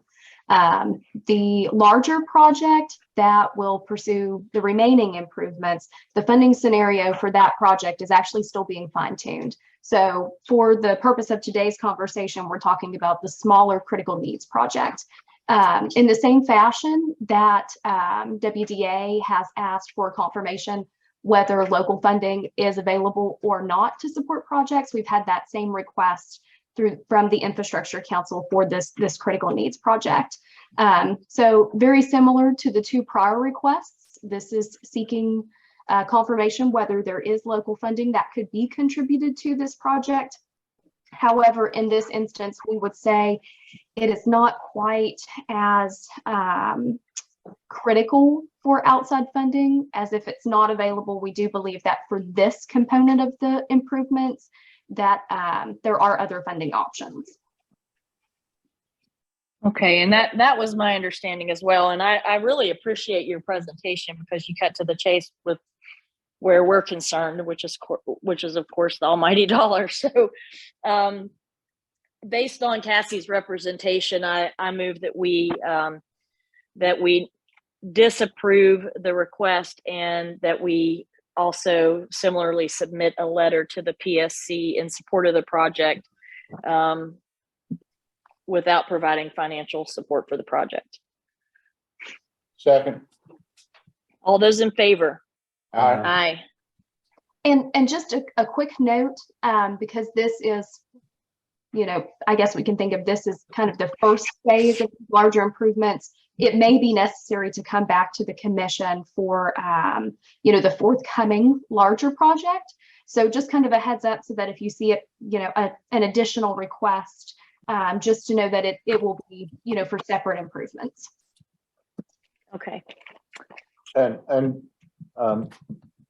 I will tell you that this is definitely a need because this feeds the water system at the prison. That is correct. And this first phase addresses that primarily. So it's what's necessary to provide that flow. It's kind of carved out of the larger project to make sure that happens first. Yeah, I mean, there's no denying that that's important and critical, but there's also a couple of other considerations to point out. One is that given the fact that it does supply the prison, the state has a larger incentive to contribute to the project itself. And second of all, the PSC seems to be hell-bent on West Virginia American Water taking over the Golly River PSD. And if it does, I don't see why we would sink a bunch of money into it. At this point, I think with West Virginia American Water, it's a mute subject due to the amount of back debt that Golly River has. Oh, so you think that it's changing its mind now that it's issued so many orders trying to force it upon us? Yeah, I just think that because the debt that Valley River has at this point in time, I don't see West Virginia American actually making a major play for them like they are other PSDs. Oh, so they get to pick and choose then. All right, so did we already vote on the motion? Somebody remind me. I know I made it. Yeah, we I think did. John- We did. Okay. Yes. All right, and that's right. Cassie just added to it. All right, so let's move on to our next item here. Since I skipped around, give me just a second. Amy, could you present the courthouse facilities improvement grant, please? So this year, we're submitting an application to remediate some brick facade and mortar issues that we have on the southwest corner of the sheriff's department. This is a life safety issue, which gives us top priority, hopefully, because we have actually already had an employee experience some falling mortar while they were going between the courthouse and the judicial annex. So this did, and it was a big piece, and once it did hit the ground, it burst into several smaller pieces. So this is right where a lot of people walk daily. I walk it if I have to go to the judicial annex. We have cars pulling through there all day long. It accesses 4 of our handicap spots, as well as the ramp to access the main courthouse and the elevator to get everyone up to court. So this is an important issue. The estimate on the project is $46,000. Our portion is 20%, so $9,200. And so I've gotten support letters from elected officials. I have a signature page with all of the affected elected officials' signatures, and that is due on Friday. And we just need you to approve the 20% match if awarded, and then we have a support letter for the commission to sign as well. Yeah, apparently we have to submit our own support letter for our own requests in this case. I agree it's important. I guess my one concern too is that we make sure, I know Dan Sneed was going to be around. We probably need to make sure that there's nothing that's apparently going to fall off in the intervening time. Yeah. You know, And to try to. We had an engineer come by and help us with the quote, and we asked them to kind of look around and see if there was anything else or anything pressing, and they did not include anything else. So I think it's for now we're good, but hopefully, and of course, if something came up, we would remediate it ahead of time. But yeah, Amy did a good job on this. I reviewed it, and then I reviewed the letter and made a couple of additions to the letter last night to make sure it. She had softened the language about how the brick almost hit somebody, but I made her change it and make it clear somebody almost got hit with, you know, and would have been seriously injured with falling bricks, so we could make sure they understand the importance of it. So I move that we approve this grant application with the $9,000 and some change match. Second. All those in favor? Aye. Now I move that we approve the support letter for the grant. and I will pass that around as soon as I put my hands on it. All those in favor? Aye.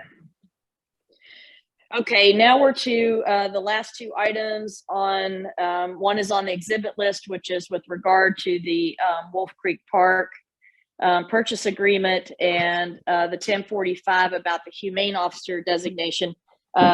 We had some legal questions last meeting, or I did, about the humane officer designation that we're going to need to have answered in executive session. And with regard to the Wolf Creek Park purchase agreement, we have counsel present to answer any questions the commissioners have before we vote. So at this time, I move that we go into executive session to address those 2 matters. Second, and it's 11:02. Okay, so if you guys take whatever quick break you need, and then have somebody give me a call from in there. All right, thank you. All right, great. We're back on the record at 12:23. We had executive session about two items. One is the Wolf Creek Park purchase agreement submitted by the Fayette County Urban Renewal Authority. And the other was about designating a humane officer. And we did not make decisions, but we did get legal advice on those matters. With regard to the humane officer, I did have my questions resolved. So I'm going to move that we appoint Michelle Suris as our backup or secondary humane officer to the one the sheriff has already appointed, who is Deputy Gibson. A second. All those in favor? Aye.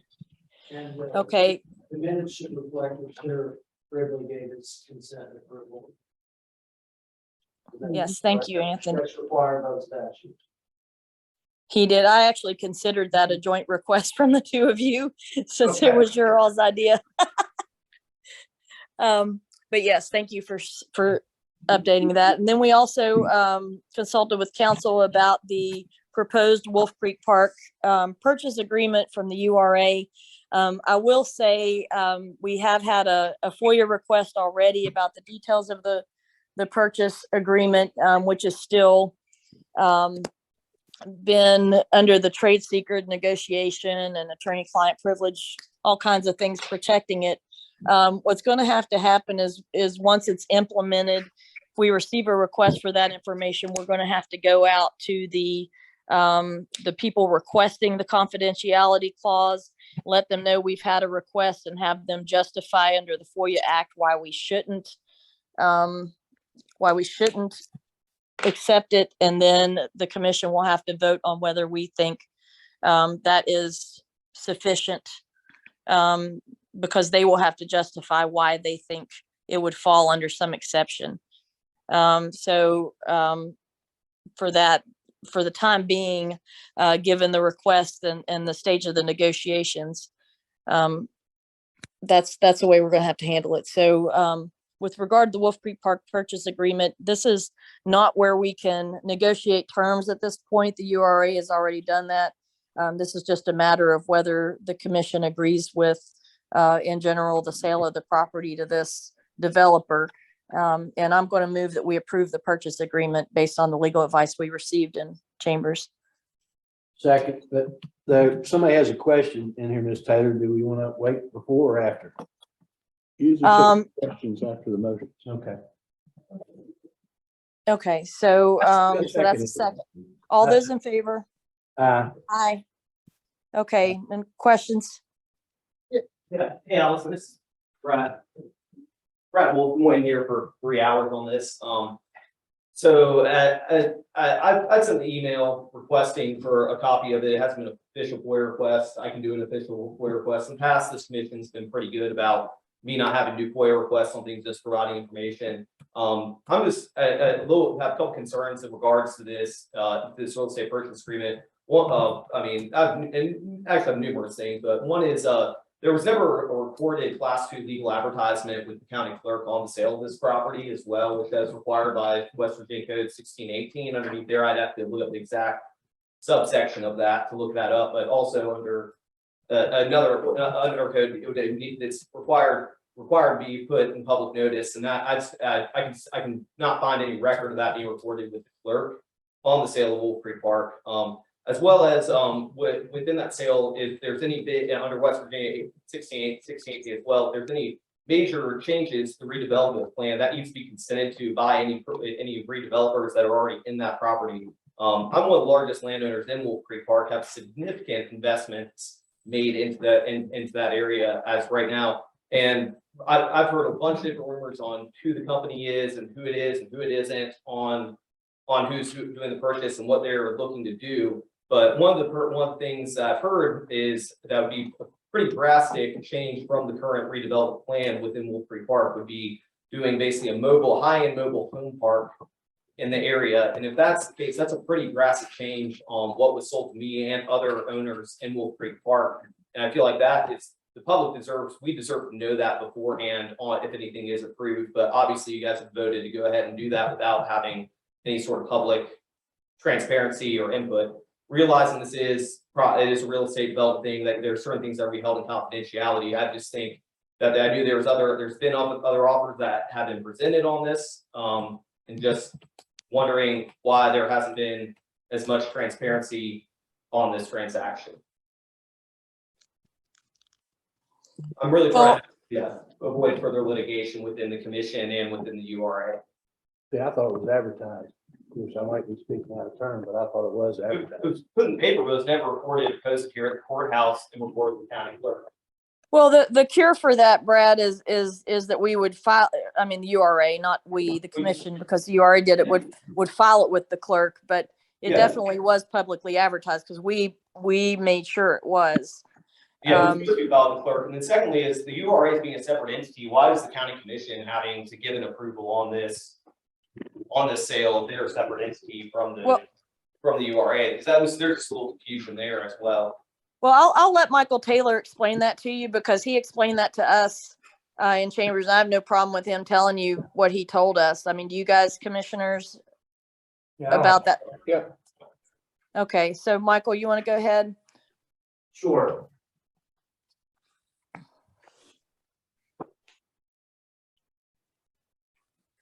First off, any issue that would relate to the, well, so let's back up here and take some things, one at a time.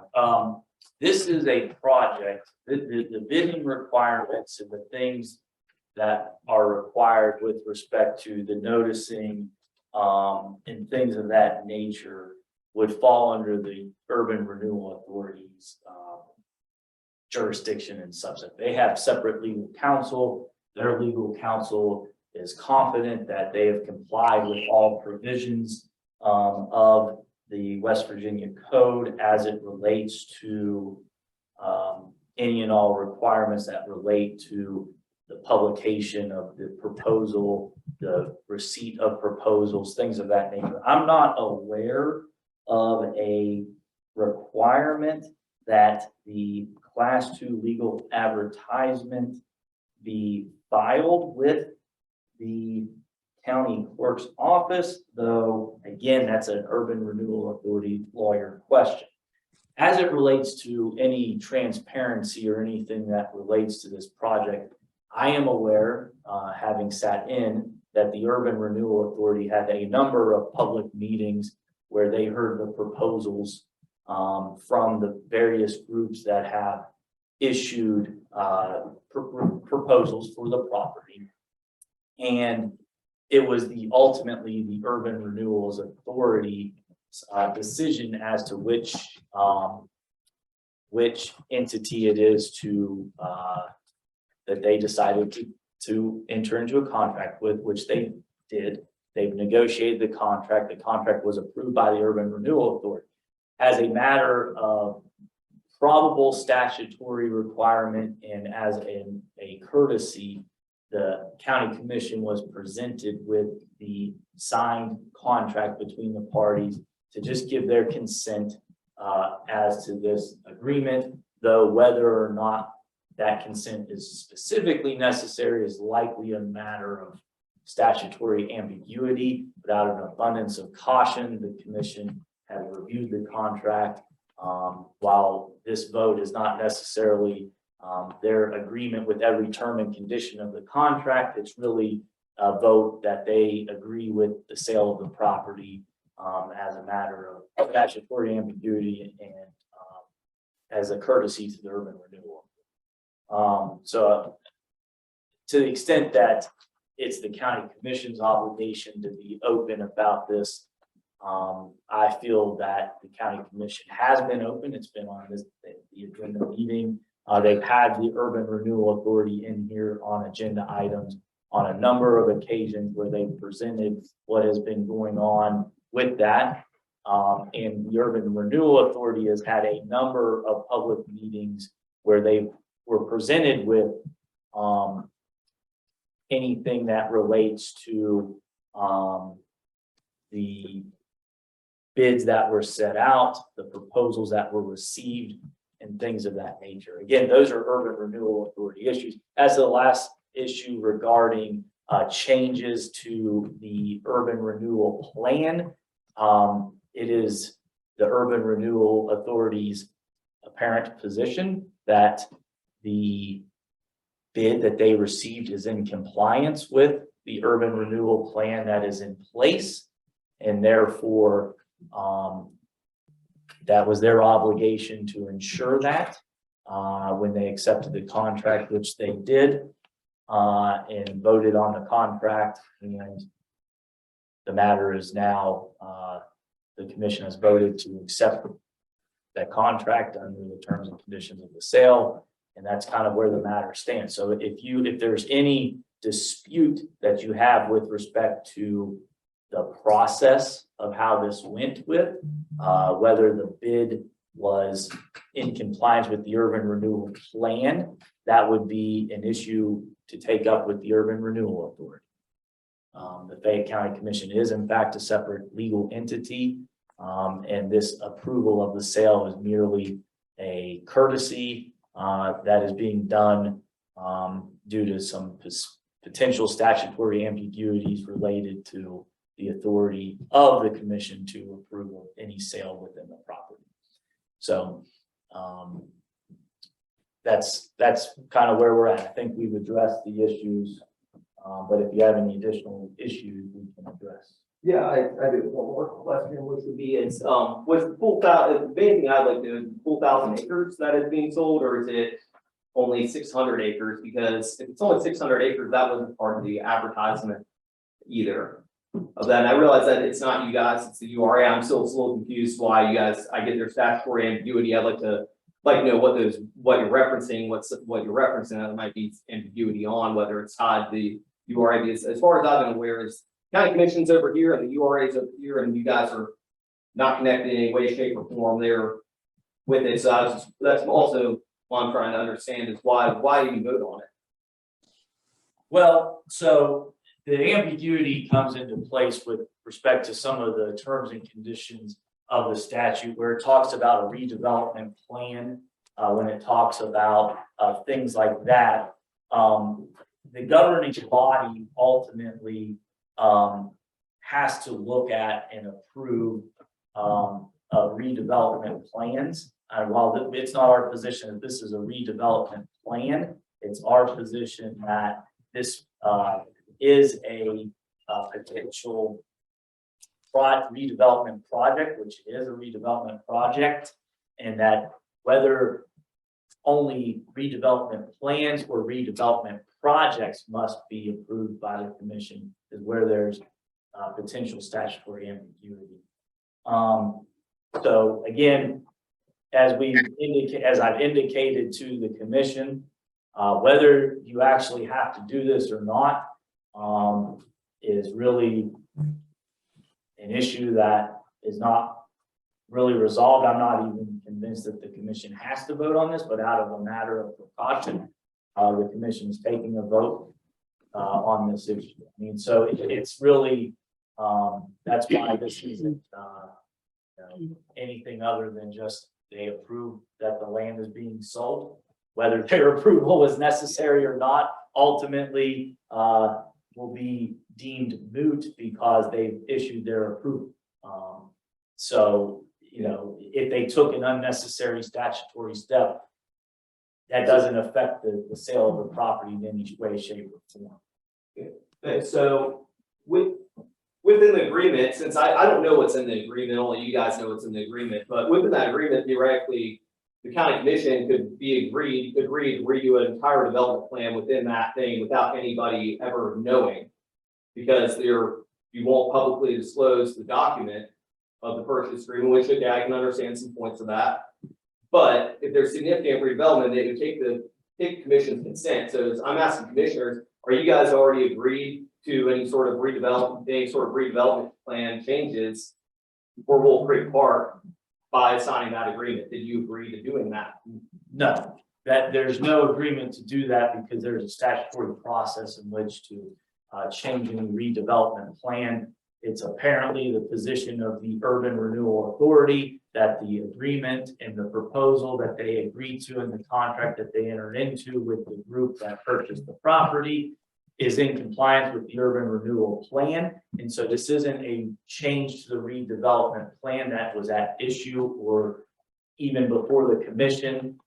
This was simply a perfunctory, do you agree to the sale of the land? Whether that agreement was necessary or not, out of an abundance of caution, it was put on the agenda to give that agreement just in case it would be deemed necessary at some later time by a court.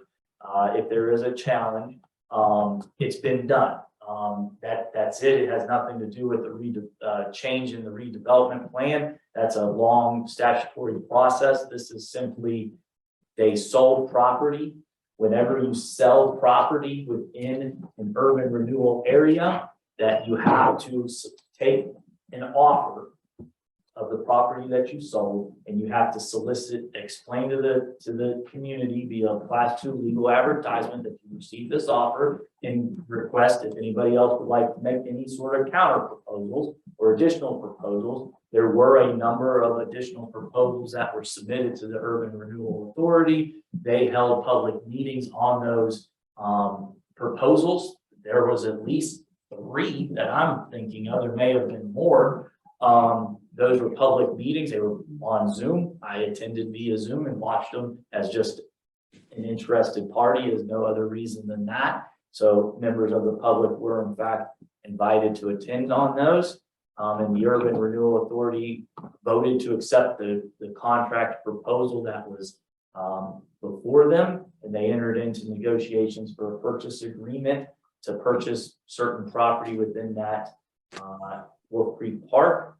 And all the commission did today was give their thumbs up to the sale of that property to the extent that it was even necessary. So. Brad, did you have further questions? We'd be here all day if I know that you're not planning. I know it's just gonna be running in circles, so I have respect for everyone's time. I'm not gonna do that. I'll pursue my own avenues if needed. I think. Okay. I wish that, I will say this, is I really do wish that there was more transparency on the sale on what are we selling? Are you guys selling 1,000 acres? Are you selling 600 acres? Are you selling 5 acres on this thing? That's just what is like, why isn't, I mean, what is the big deal about hiding what you're what's being sold? Why is this being so, like, why is it so hard for this, for real estate purchase agreement? Gene Kistler told competitors in my business that I was buying land exactly, and told everybody in the county what I was doing before I even moved here. And that wasn't a big deal. And I'd asked for anonymity and confidentiality and didn't get it then. So why is this company that's obviously a lot bigger than me, worth a lot more money than me, why is it being held confidential? Like, why is this being, Brad, I don't mean to speak out of turn, but I think it was advertised what was supposed to be sold. That's all. Yeah, which was 1,000 acres, but yeah, there's list pendants on a lot of that right now too as well. So I'm just, the advertisement ought to tell you what was supposed to be sold. I don't know. The other thing, Brad, I keep hearing you say the county is selling. The county's not selling. No. This is. sorry, correct. You are correct on that, Anthony, that they are set. That's where I was confused why the county had the approval with Mr. Naylor's. Okay, I understand your stance on that. You're separate. You're just doing it as to cover your basis. It seems a little weird. It's just being done out of an abundance of caution, so that down the road, somebody can't try to file a suit to set the sale aside based on the fact that the county commission did not approve it. Now that it's been approved, that issue can't be raised. Whether or not the county commission had to approve it is up in the air. Up in the air. And so it's out of an abundance of caution. And again, the agreement today was not, the county commission, they did not decide which entity gets to enter into the agreement. That was all handled by the separate entity, by the URA and their voting members and things of that nature. So, you know, while there is separation between the commission and the URA, the statute does make certain steps of certain processes where the commission is involved, such as the change in a redevelopment plan, ultimately has to go before the commission. Now, it's up to the URA to decide what that is. They go through the planning commission. follow these steps. In that particular case, the commission is the last step of the ladder. Whether the sale of this property, the commission is the last step of the ladder or not, it's undetermined. But what the county commission simply voted on is today is that they approve of the sale to the extent that their approval is necessary. They didn't approve to the terms and conditions of the agreement and the purchase agreement. They didn't, even expressly note that they care or that they agree with who was selected. That's not what was before the commission. It was, we received this. Do you agree to the sale of the property? The answer was yes, to the extent that it was necessary. To me, it sounds like your issues stem with the Urban Renewal Authority, and to the extent that you have those concerns, when's the next meeting? October. Every time I show up at a meeting, they never have enough for a quorum. So every time I've showed up at a URA meeting in the last 6 months, it's never had enough, and they postpone and delay it. The ones I've been at. I don't necessarily know with that, but they'll probably post it when their next meeting is. Yeah, I think you're right with that. Yeah. So, Well, I want to add something. So Brad, our policy is, Anthony's policy is, and his advice to us has been that any request for information, we treat it as a FOIA request. So there is no need to resubmit that request. And now that we have legal advice on how to handle it, we will go ahead and contact the parties involved and let them know that we have a FOIA request and put that process in action. So Michael, would you be willing to do that, please? certainly, for a matter of full transparency with respect to your request, which the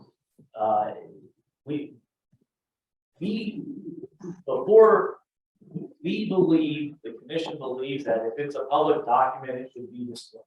However, there are other entities outside of our control, third parties that are private entities that are involved, and they requested confidentiality and all of those things. So we would like to give them the opportunity to express to the commission whether they wish to maintain confidentiality on this or not, and tell us under FOIA which exemptions they think applies and the reasons for that.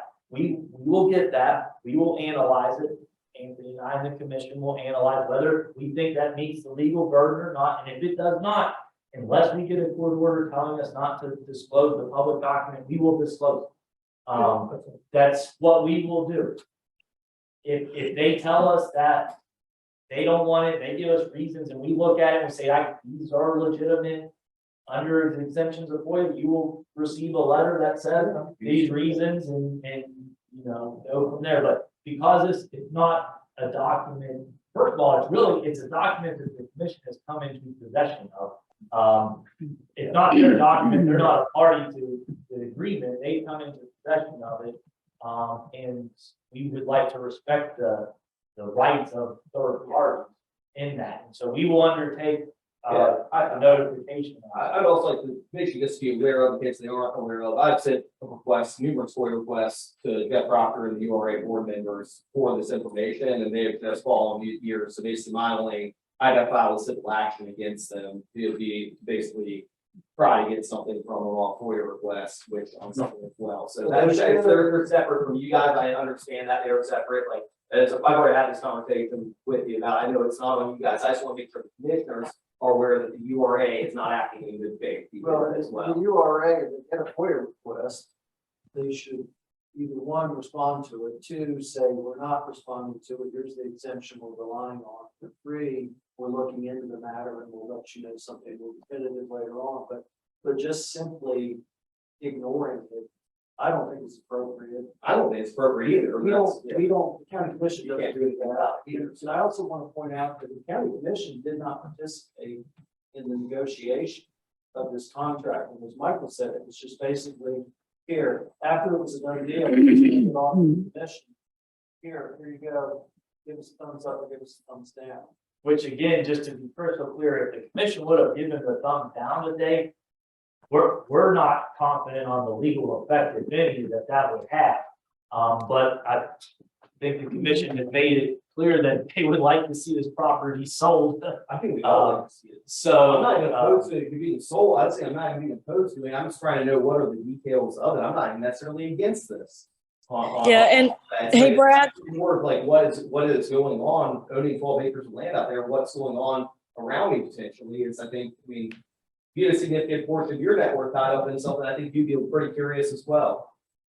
Brad, I'll offer you these couple of things. One is I know that at the request of the developer, the URA board members signed a non-disclosure agreement with regard to negotiations on this.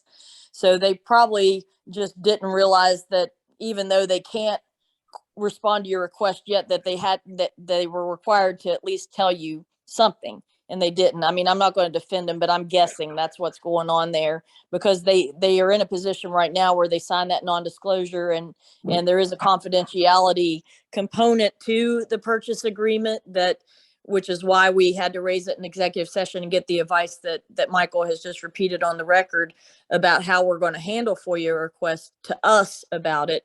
But none of us believe in the hide the ball, top secret stuff that's implied here. And also, I don't think any of us think that the developer is going to object to any disclosure once the purchase goes through. But that remains to be seen. But it is, I mean, if we were in full control of the information and it belonged to us, we would disclose it. I mean, we would disclose it, because we have been all about transparency with these, recording everything and all that sort of thing. So, we're going to make the effort to get that information for you, but we don't own it. So I just figured there'd be a little more public. I'm actually kind of surprised I'm the only one that's in here with concerns about this, because the commission did put $140,000 into bike trail development out there. I realize that's some of that's grant money and not with the taxpayer, but there's been significant investments made by the commission as well. It's just, I figured the commission would, I figured there'd be more people concerned about what's possibly going on out there. I mean, that's like how it is. It's going to be come in and bulldoze and be a giant strip mine, basically a strip mine, or is it going to be? Well, No, you're right. That area is subject to county zoning. Yeah, that's I also mean, my concern as well. That's also my concern as well. So I mean, the area is subject to county zoning, and if I'm not mistaken, that county zoning is live, work, play is the general thing out there. So as long as it falls within the zoning commission, so you've got the zoning commission protections on the property. They still have to go with the zoning, and to the extent that any of those portions fall within a municipality or annexed into a municipality or whatever, municipality would also have some urban control over all of that. I didn't think that it was. I couldn't remember. There is part of the property in the municipality. In Oak Hill. Yeah, you're right. You are right. That is the residential. So you've got the zoning there. You've got the zoning there. You've also got, as you've already pointed out, that the property would have to, fall within the redevelopment plan that was approved. And it's my understanding, based upon the URA's vote in consideration of the proposals, that they were well aware of the redevelopment plan. And the proposals that they looked at, they felt conformed with the redevelopment plan. So I understand your concerns as a landholder out there.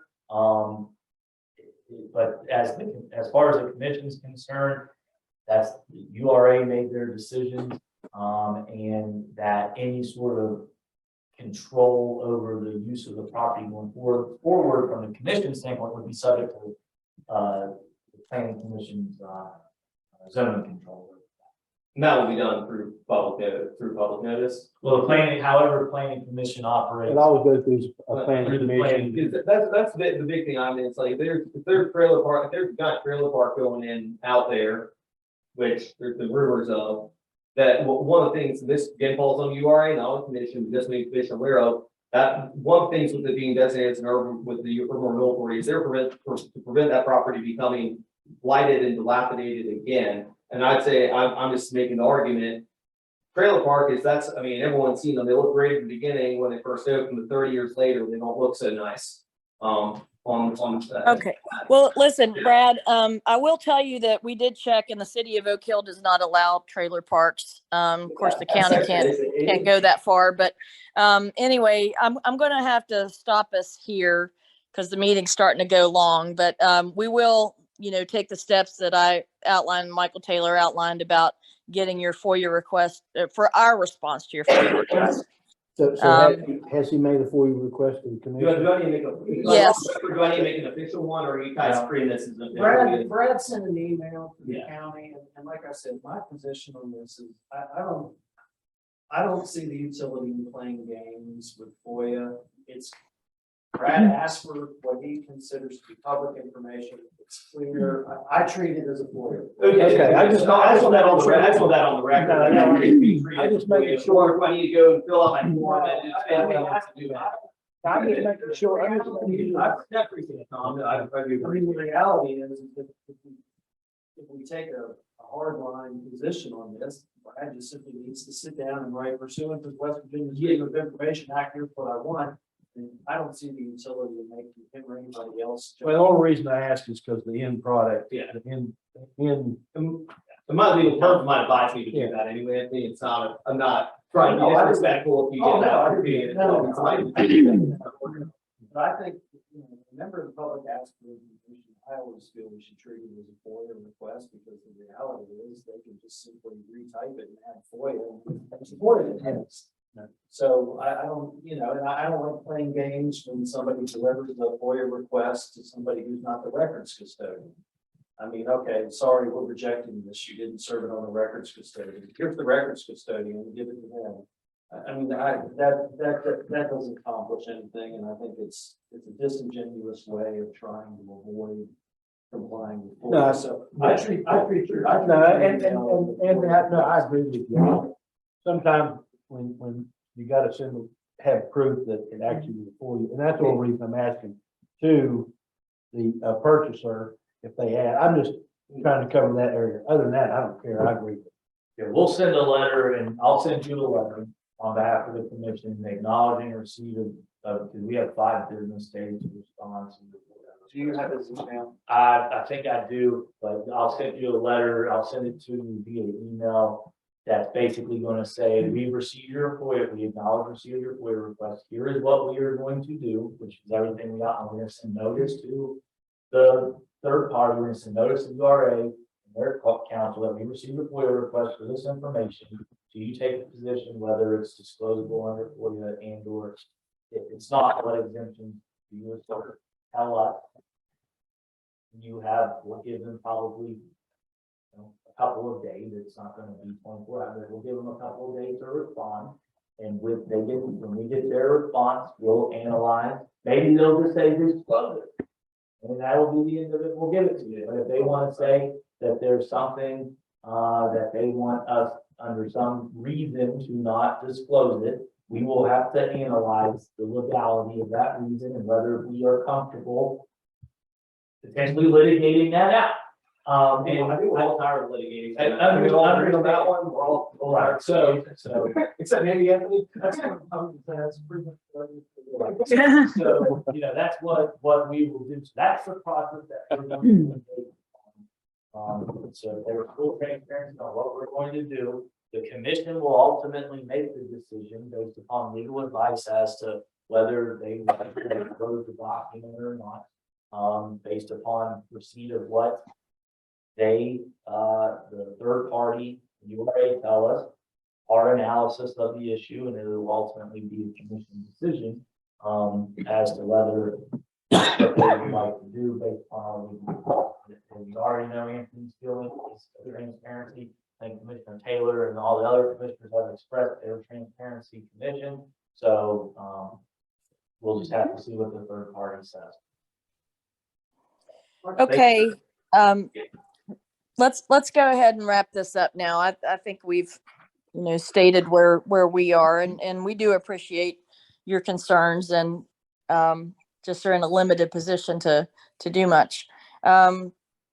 So at this point, I think we've covered everything. Colleagues, have I hit everything on the agenda? Yes. All right, in that case, I move we adjourn. Second. Third. All right, we're adjourned. Thank you. Bye, everybody.